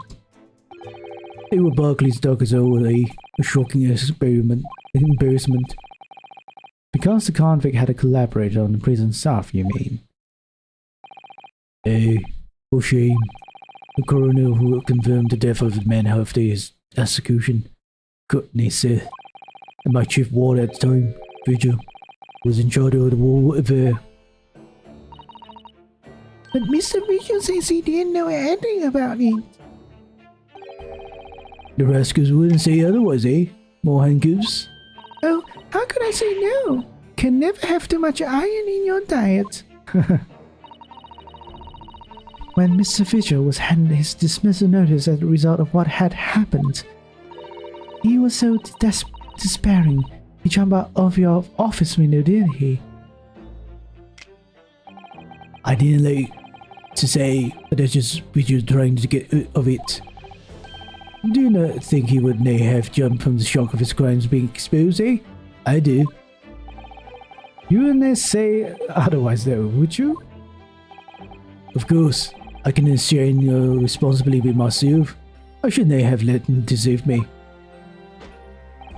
Actually, there's barely anybody that kens what went on at the times now. With Gregson having been murdered, and Dr. Sid forbidden from having any visitors. No visitors? Someone obviously doesn't want her giving anything away.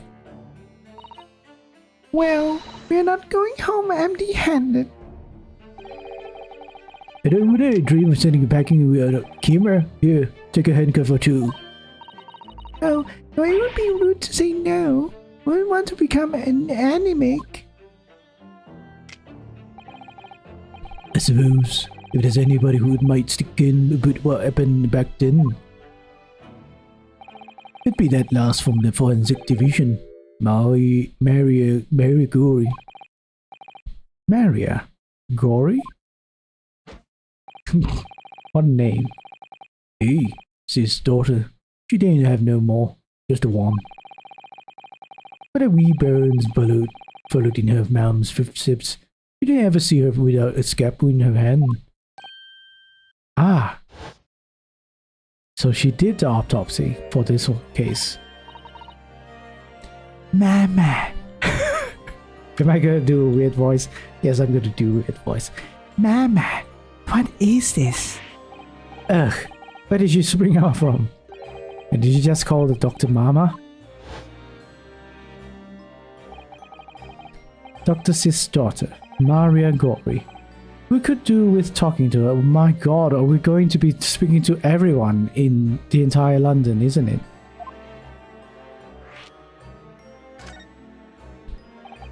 So she's Dr. Sid's daughter, but her surname is Gory.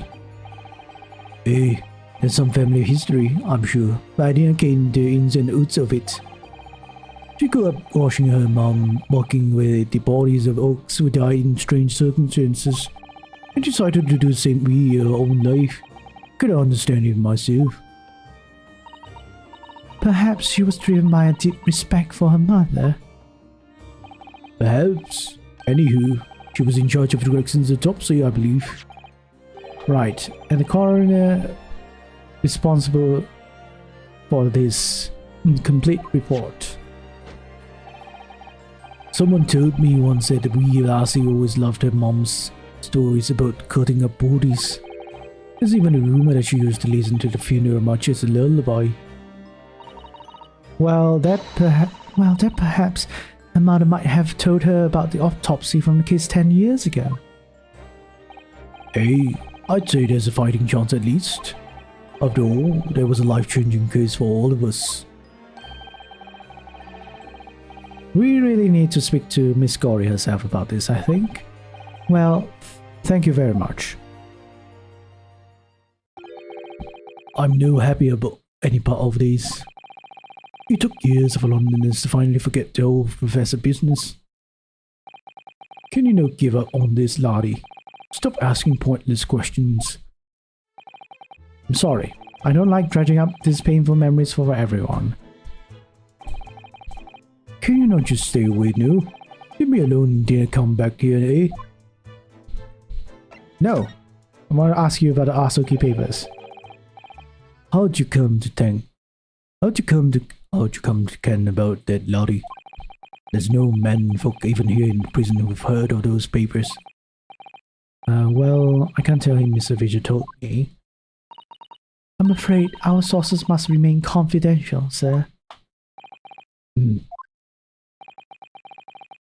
We've been led to believe the papers are actually a last will and testament. Is that right? The professors, or rather, Genshin Asogi's.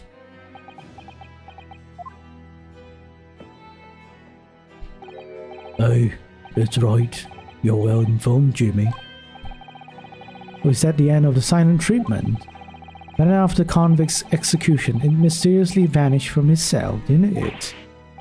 Evers, no. You're all half-cocked there. I think you didn't quite get your facts straight. It was there in the cell, exactly where it would have been. Oh, not what we heard elsewhere. Let me just have a wee hole around in here. I'm sure I can find it. Hey, here, see? The last will and testament of Genshin Asogi, written with a calligraphy brush. Of course, I cannot read a word of those Japanese squiggles, but I might say he leaves all his worldly possessions to his son back in his homeland. Yes, that's correct. That's the gist of it. So these are the Asogi papers. Hey, of course they are. Papers written by Osugi, no doubt about it. There's no mystery here, laddie. That's your lot. After all the skirmish, all this slays of an execution, he sent man's possession back to his clan in Japan, and that was the end of it.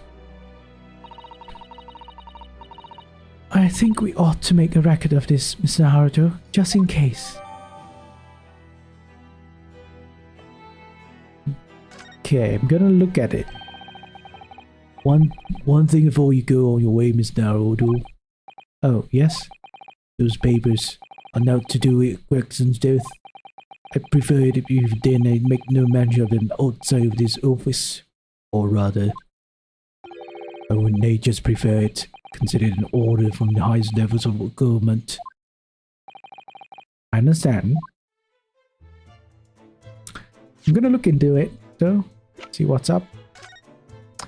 I, Genshin Asogi, hereby request that upon my death, any and all material possessions and wealth being Kazuma Asogi in the Empire of Japan. It is with deep sadness I accept my fate in this foreign land, in this knowledge that I will never... Like that's master order of death. Iris? Do you think we could change the subject? My god, it keeps disconnecting. Why? This is not good. It's... oh man, how am I going to stitch up all the... and it's gonna be like seconds or at least a minute missing from each of this. It's gonna be weird. Right, lesson learned. Next time when I'm streaming Great Ace Attorney, I'll have to, you know, record it at the same time, if possible. I hope it doesn't really affect the performance of the quality of the video. Anyhow. Shink, shink, shink, shink. What was that? Shink, shink, shink, shink. Ah, Dr. Gory?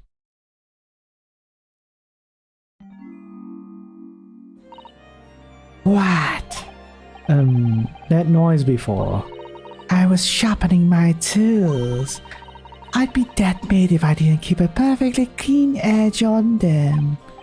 Right.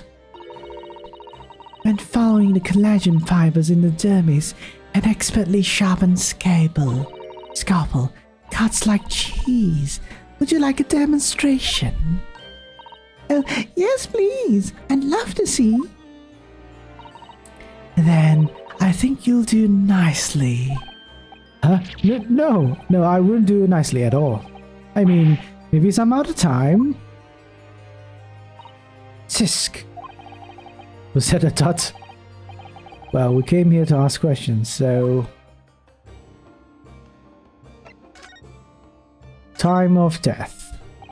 We have actually met before. I'm a lawyer, if you remember. You're not dead yet. What? So Mama said I wasn't to cut you open.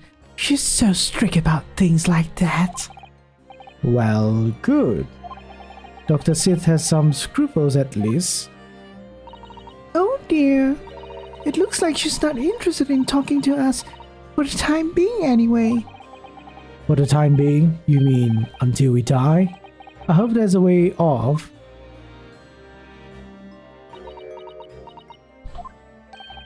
Sorry, but I wasn't planning on dying anytime soon. Tisk. Surely there's some less drastic way of making her listen.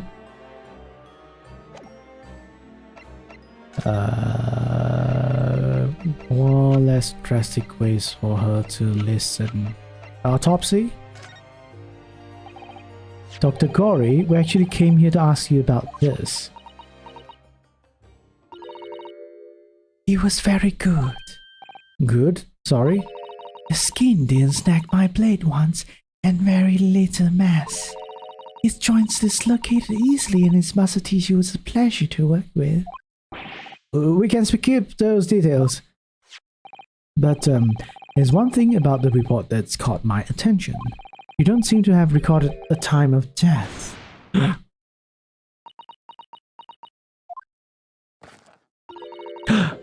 You look pretty good, though. I thought you look younger. That's not my fault. Oh, that made me jump. Then please, tell us what happened.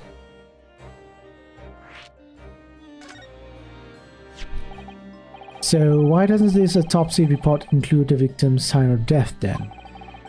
It's really the most crucial detail. I was told not to write it. What? By whom? Mayor Strongheart, Lord Chief Justice. He came here. Lord Strongheart came? No. I mean, nothing. No, okay, nothing. I was not laughing. I was laughing nothing. Okay, never mind. Moving on. He said that from the witness statements about the gunshot and other evidence, it was obvious. The man clearly died at 5 p.m. on 1st November when the gunshot was heard. But that's not the time of death you wrote. Oh, sorry. But that's not the time of death you wrote on the report. You didn't write anything. Was there some reason you didn't include it?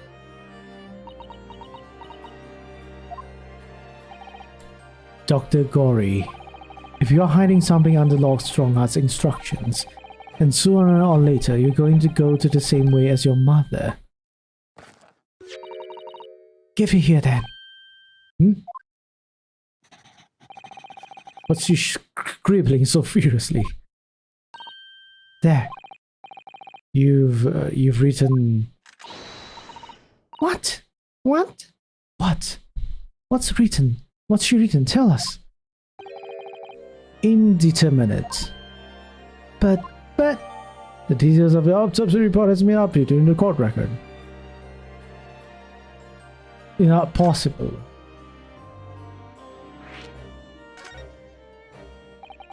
What do you mean by that? What was the time of death Why was the time of death indeterminate? When the specimen was brought in, it was still fresh, so the time of death could easily have coincided with when the gunshot was heard. But there was one small discrepancy. What discrepancy?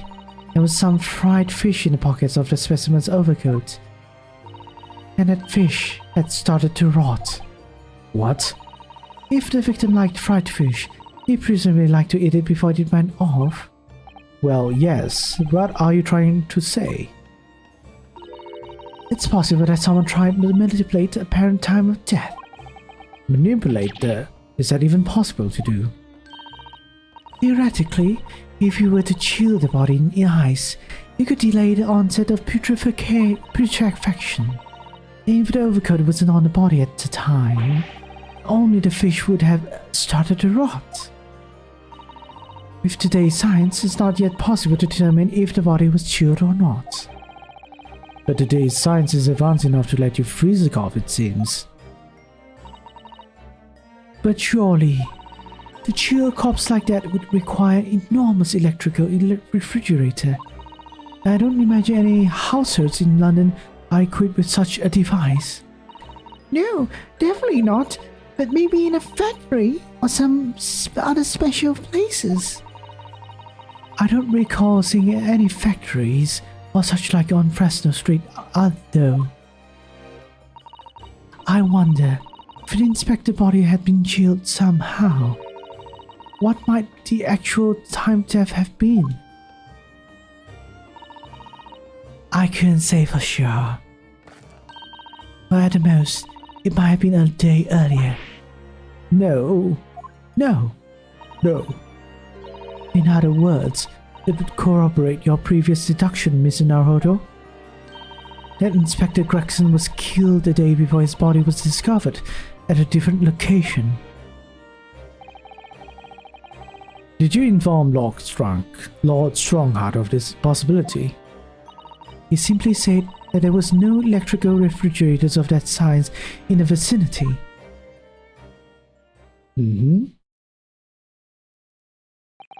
Oh yes, one other thing. That's something the governor of Barclay Prison told us. He said that your mother, Dr. Sith, was responsible for confirming the death of the professor after his execution. That professor... Apparently you always enjoyed listening to your mother's story about her work, so we were wondering if you might know something about what happened 10 years ago. That's not all Mama did. Sorry. My Mama carried out the autopsy of Clint Van Zyx as well. What? Really? The brother of Lord Van Zyx, the professor's final victim. The idea of carrying out an autopsy on a member of the aristocracy was completely unthinkable back then. The detective in charge of the investigation insisted it was miraculously authorized. That detective being Inspector Gregson's, of course. Quite an accomplishment for one man. The autopsy provided the vital clue needed to arrest the killer. And Mama was there for his historic event. What does all this mean? You know, that amazing autopsy happened right here in this very room. The professor and Clint Van Zyx.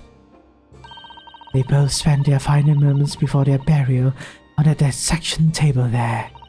So this lab, Mama's lab, was instrumental in some of the country's most important events. She really is proud of her mother. I wonder if you tell us more about exactly what happened back then, Dr. Gory?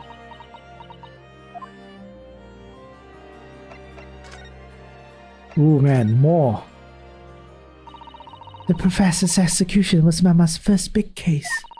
She had to be in attendance at Barclays Prison's execution chamber and sign a certificate to confirm the convict's death.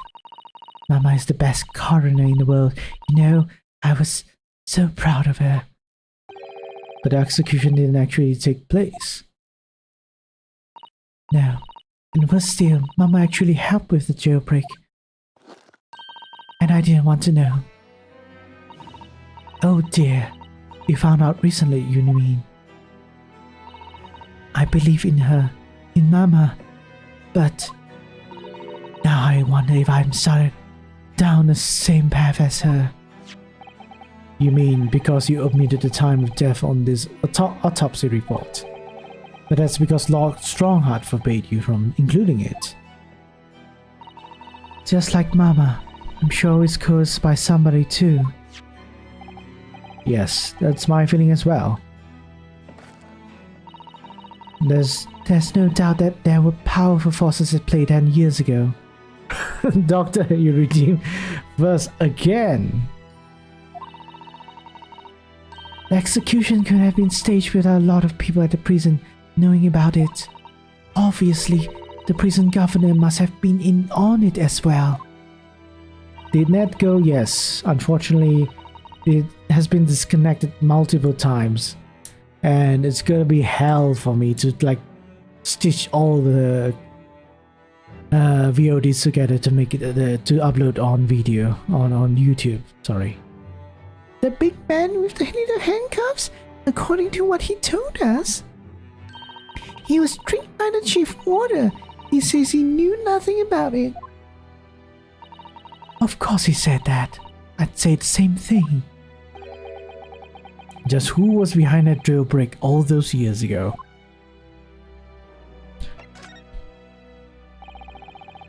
You mentioned autopsy of Clint Van Zix. It was at the time when carrying out autopsies for murder was very unusual. It's still not a practice that's observed in our country, even now. It turned out that he was the professor's final victim, and when the autopsy was performed, Mama was present, although only as a secondary assistant. The person leading the procedure was called Dr. John H. Wilson. That's right, my daddy. And there was one other person present, the primary assistant. He was a visiting student from the Far East. Wait, a visiting student? Must have been my father, Eugene Mikotoba. I had no idea Professor Mikotoba had been involved in something so important. But outcome of that historic autopsy was the discovery of a vital piece of evidence led to the capture of the professor. So that's how they came to identify Genjin Nasuki as the infamous mass murderer. Do you happen to know anything about that piece of evidence? Can you tell us any of more? Would you like to see the records yourself? Well, would that be alright? What's the point of keeping records if people can't look at them? They are filed under V at the back of the cardboards, without the records from last decades. Thank you. Let's see. Van Zix. That's strange. What, Miss Naruto? They aren't here. There's nothing under Van Zix. There must be. Perhaps somebody took them away. No one's allowed to take documents related to the professor case out of this room. But you're right, they're gone. Well, when was the last time somebody looked at them? Do you remember? It was... Oh yes, I remember now. It was 2 years ago. A consulting detective came one day, saying that he'd like to see the records. No, you don't mean... Herlock Sholmes was his name. Deep down, I knew that was coming. Do you think he stole records? Oh no, surely not. Iris, it can't be right, can it?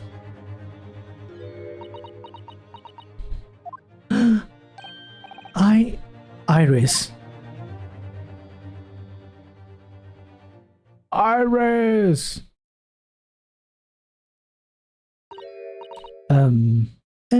Bruno.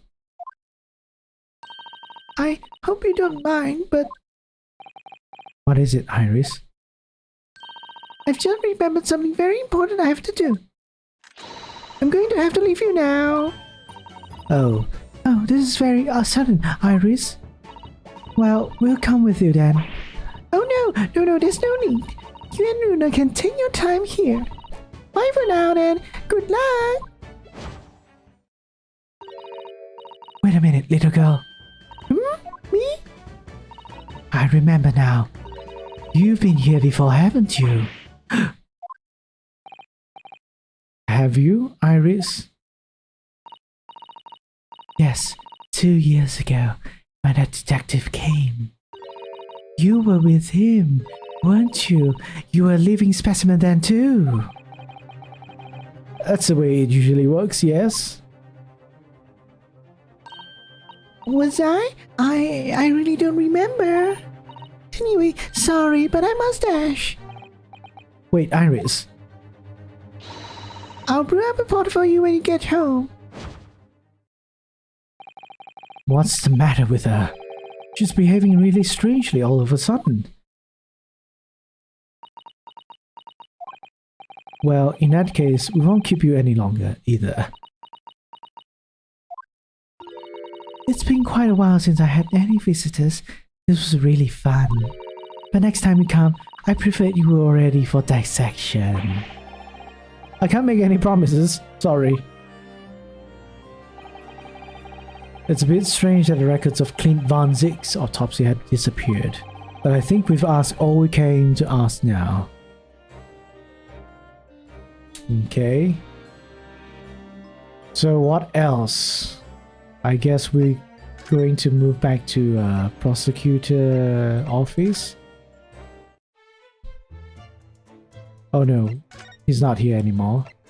Guess back to the prison. Oh, no one's in the prison as well. So back to the Sherlock Holmes suite? No, as well. Okay. What's left? Prisoner governor's office?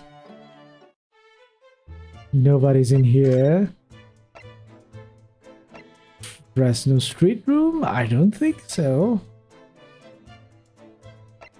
I mean, it's a way I can go there. Oh, apparently it is.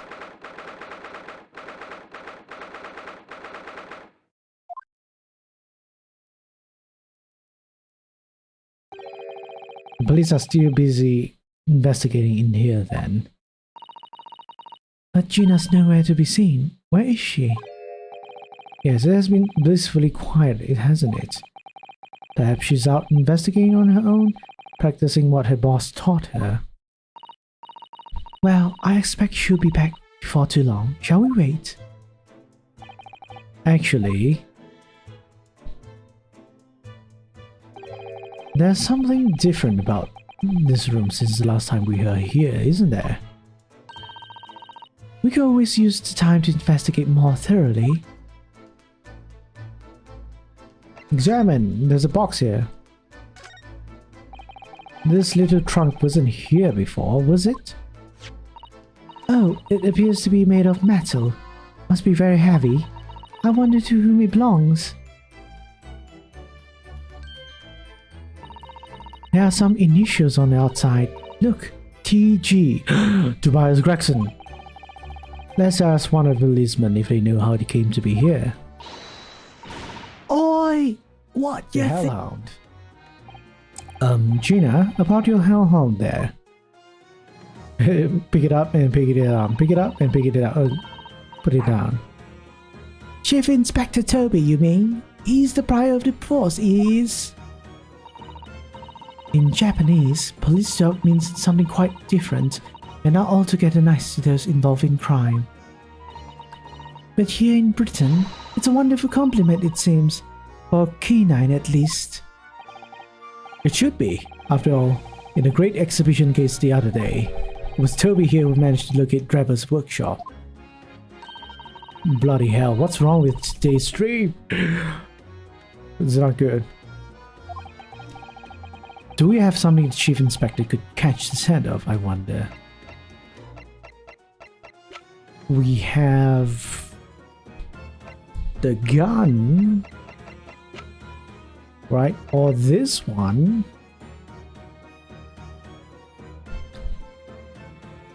We can try this one, right? Take that! Well, Chief Inspector Toby, if you wouldn't mind having a sniff of this.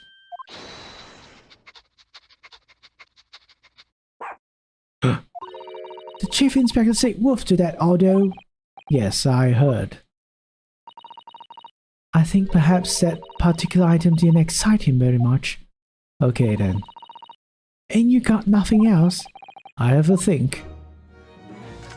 Alright, we have to do all the talkings again, I guess. It's either the gun or the hair. I'm gonna try the... Nah, I'm gonna try the gun.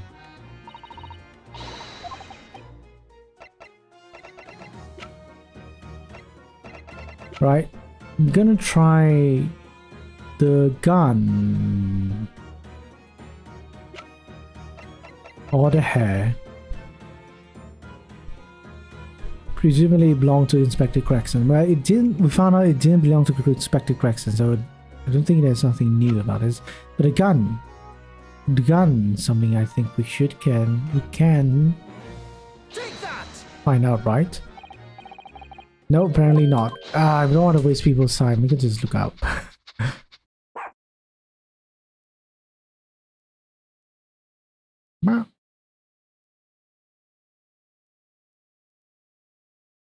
Okay, the hair. Apparently it's the hair. Okay, something about the hair then.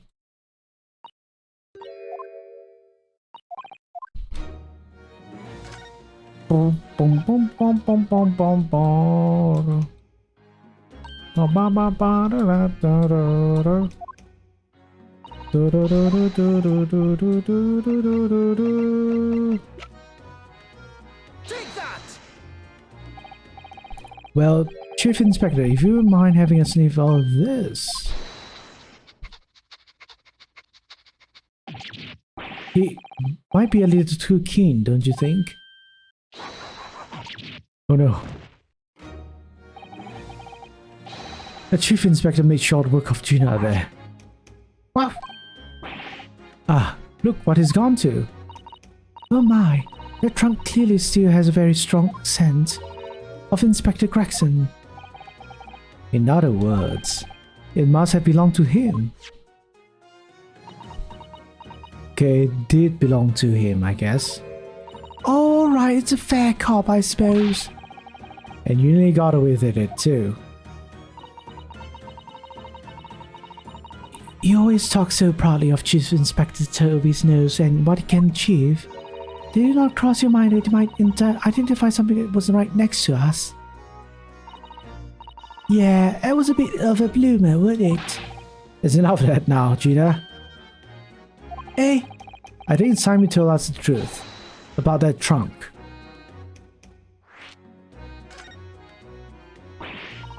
It weren't like that. It weren't. It just weren't. What are you talking about? I know what's going through your heads of yours, but that ain't what happened. Alright then, what did happen? Well, like I said before, we were trying to trace the boss's movements. So I let Toby here have a whiff of the boss's overcoat, and as soon as done that, he went off like a shot. Straight to the sandwich. To a sandwich? Not to a bag of chips. Mr. Naruto, I believe Gina means the witness. Oh, sandwich. Oh, I forgot about that sandwich. Yeah. He had it hidden between the wooden boards of the boss's trunk. Oh. You mean when they heard it sound like a gunshot and all piled in here? Exactly. He nabbed it from the scene. Goodness. Me and Chief Inspector gave that sandwich a good grilling, and you know what he say? I thought it might fetch a good price, and the chap wouldn't be needing it anymore, so...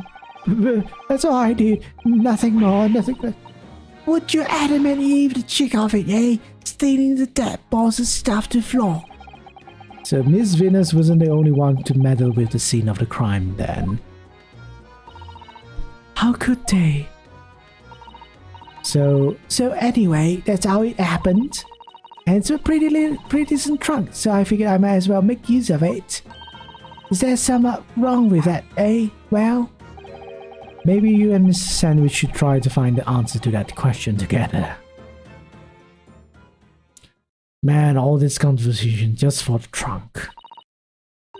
I think perhaps that trunk should be turned over to the police, don't you? What are you on about? I am the police.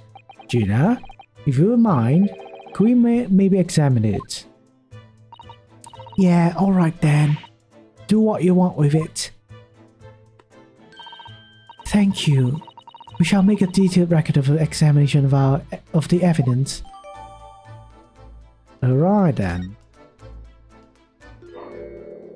Grr. Let me look at the trunk. Oh, trunk. Look at the trunk. Ooh, this is this thing. What's this? Have you seen this huge gas across the side of the trunk here? It's gone right through the leather and into the metal behind. Gosh, for a metal chest like this to have so badly damaged, whoever made the gas must have struck the side of the trunk with considerable force. I wonder how it happened. Ooh, blood.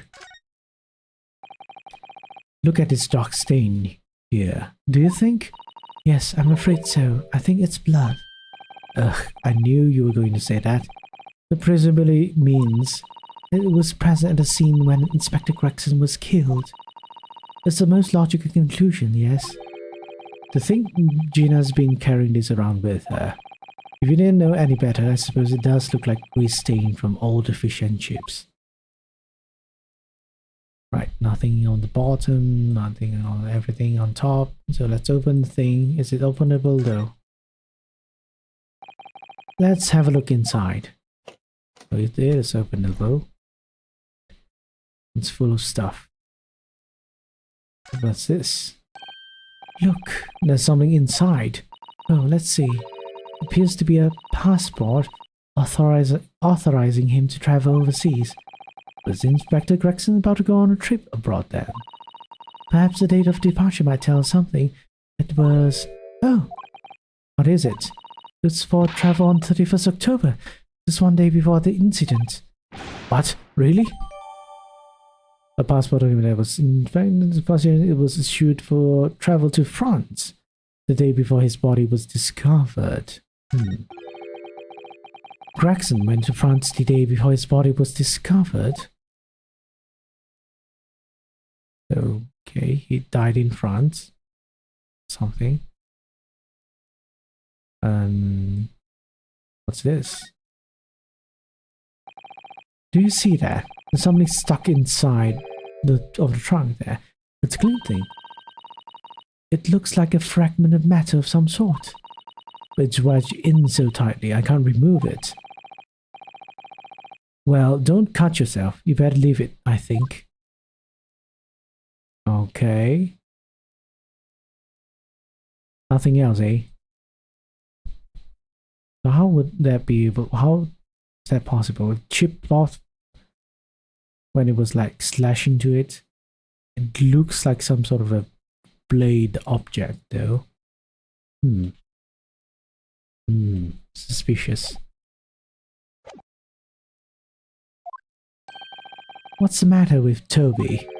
Why is he acting so aggressively towards me all of a sudden?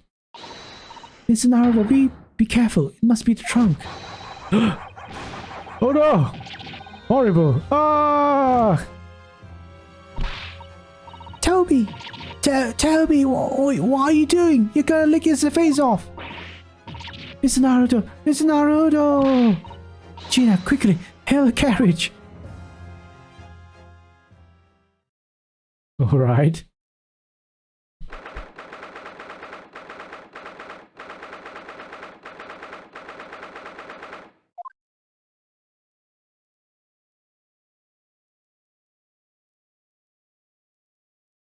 Am I alright? Did my face got mauled off? Oh, Miss Naruto, are you alright? Miss Susato. Ah, conscious again at last. A blessed relief, my dear fellow.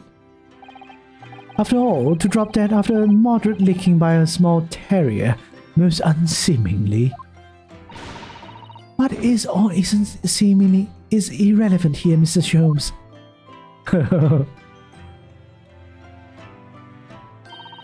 I'm so glad there's no lasting damage. How are you feeling? I'm fine, thank you. Did you bring me back here? What's this on my head? A bandage? Sadly, you had no eyes, so there's a compress of sugar water. Sugar water? Don't worry, Miss Naruto. It's a first aid treatment that my father taught me. Oh, thank you. So, let us take tea when you're feeling up to it. But of course, no sugar in the patient's cup. Ugh, the bump of my head is throbbing sweetly enough. Don't worry. Hee hee. Why do I have to? Why whenever I make that noise, it always sounds like I'm doing a Michael Jackson impression. Hee hee, hee hee. Whenever you feel ready, then. Let's talk to Sholmes. Thank you for your concern, Mr. Sholmes. My dear fellow, think of nothing of it. I must say I was quite startled when I heard that you've been attacked by a dog. For a moment, I heard that infamous murder of so many had come back from the dead. You mean the professor? Fortunately, I see your prize throat is unscathed. You know what? I'm going to... It's something related to the professor, yeah. Because they say about the professor using dogs to kill people. Then suddenly why would Toby react like that? Something on me? Something I ate? I don't think so. It's probably something inside the trunk. Anyhow, we'll see. The stiff turned-up collar of yours obviously afforded some welcome protection. Was I that close to death? All I remember is the dog licking my face over and over and over again. Well, if you wish to avoid such troubles in future, a little mustard spread on cheeks should do the trick. I should think that it would balance the sweetness of your bandage rather splendidly. Okay, apparently I can't talk to him. If that's the case... Daffy! It's been some time, Daffy. I'm gonna rate Daffy now.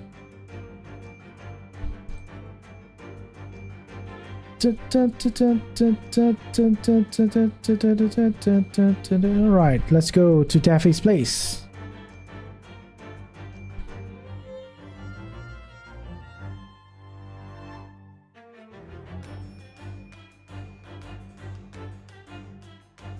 Alrighty then. Oh wait. It's message. Yep. Because of the disconnections, nobody's watching. Ah, so sad. Anyhow, let's go.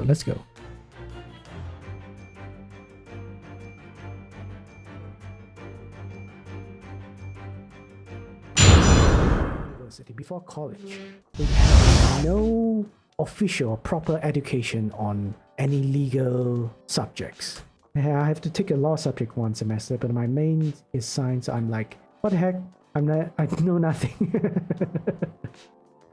Yeah, I mean, that's the thing. You can't just have a semester to learn a subject. It involves everything. Involves type of law that we have to follow, we have to comply with, or we, unawarely not complying with because we do not know about the laws, right? We don't know how to find the laws, we do not know how to check for it, we do not know whether we are breaching the law, if other people are breaching the law or not. Most of us are just doing what everyone else is doing. That is how society seems to be working. A lot of things involve laws. Once we become adults, once we start working, we're supposed to automatically know what laws applies to us. We are supposed to, when we go look for jobs, we are supposed to know what our employment rights are. That's not possible. Nobody taught you. Nobody taught you where to look for employment laws. Nobody taught you how to do your taxes and what tax law is applicable to you. There's nobody told you how government works, why you are voting for, how are government making laws. All that stuff, nobody has taught you. It all has been like by way of words only. Would you be able to research on how we operate, how our government operate in its truer sense? Impossible, at least without some type of legal skills or legal knowledge, right? We learn no life skills in university. Yes, we learn nothing until university, and university depends on what you have picked. It's crazy how the world works. And we're supposed to, and at that age, we're supposed to be able to drink, we're supposed to be able to vote, we're supposed to be able to do all adult things, smoke or whatever. It's basically a formula or a recipe. We're literally still kids or still children. All this boils down to me saying is, right now, this is what I'm trying to do. What I'm trying to get people to start thinking that legal skills and knowledge is actually a basic adult skill that everyone should have, right? Like this right now. Knowing how and what an agreement is, why is it important, and how an agreement is drafted, right? I would say this is a very basic skill.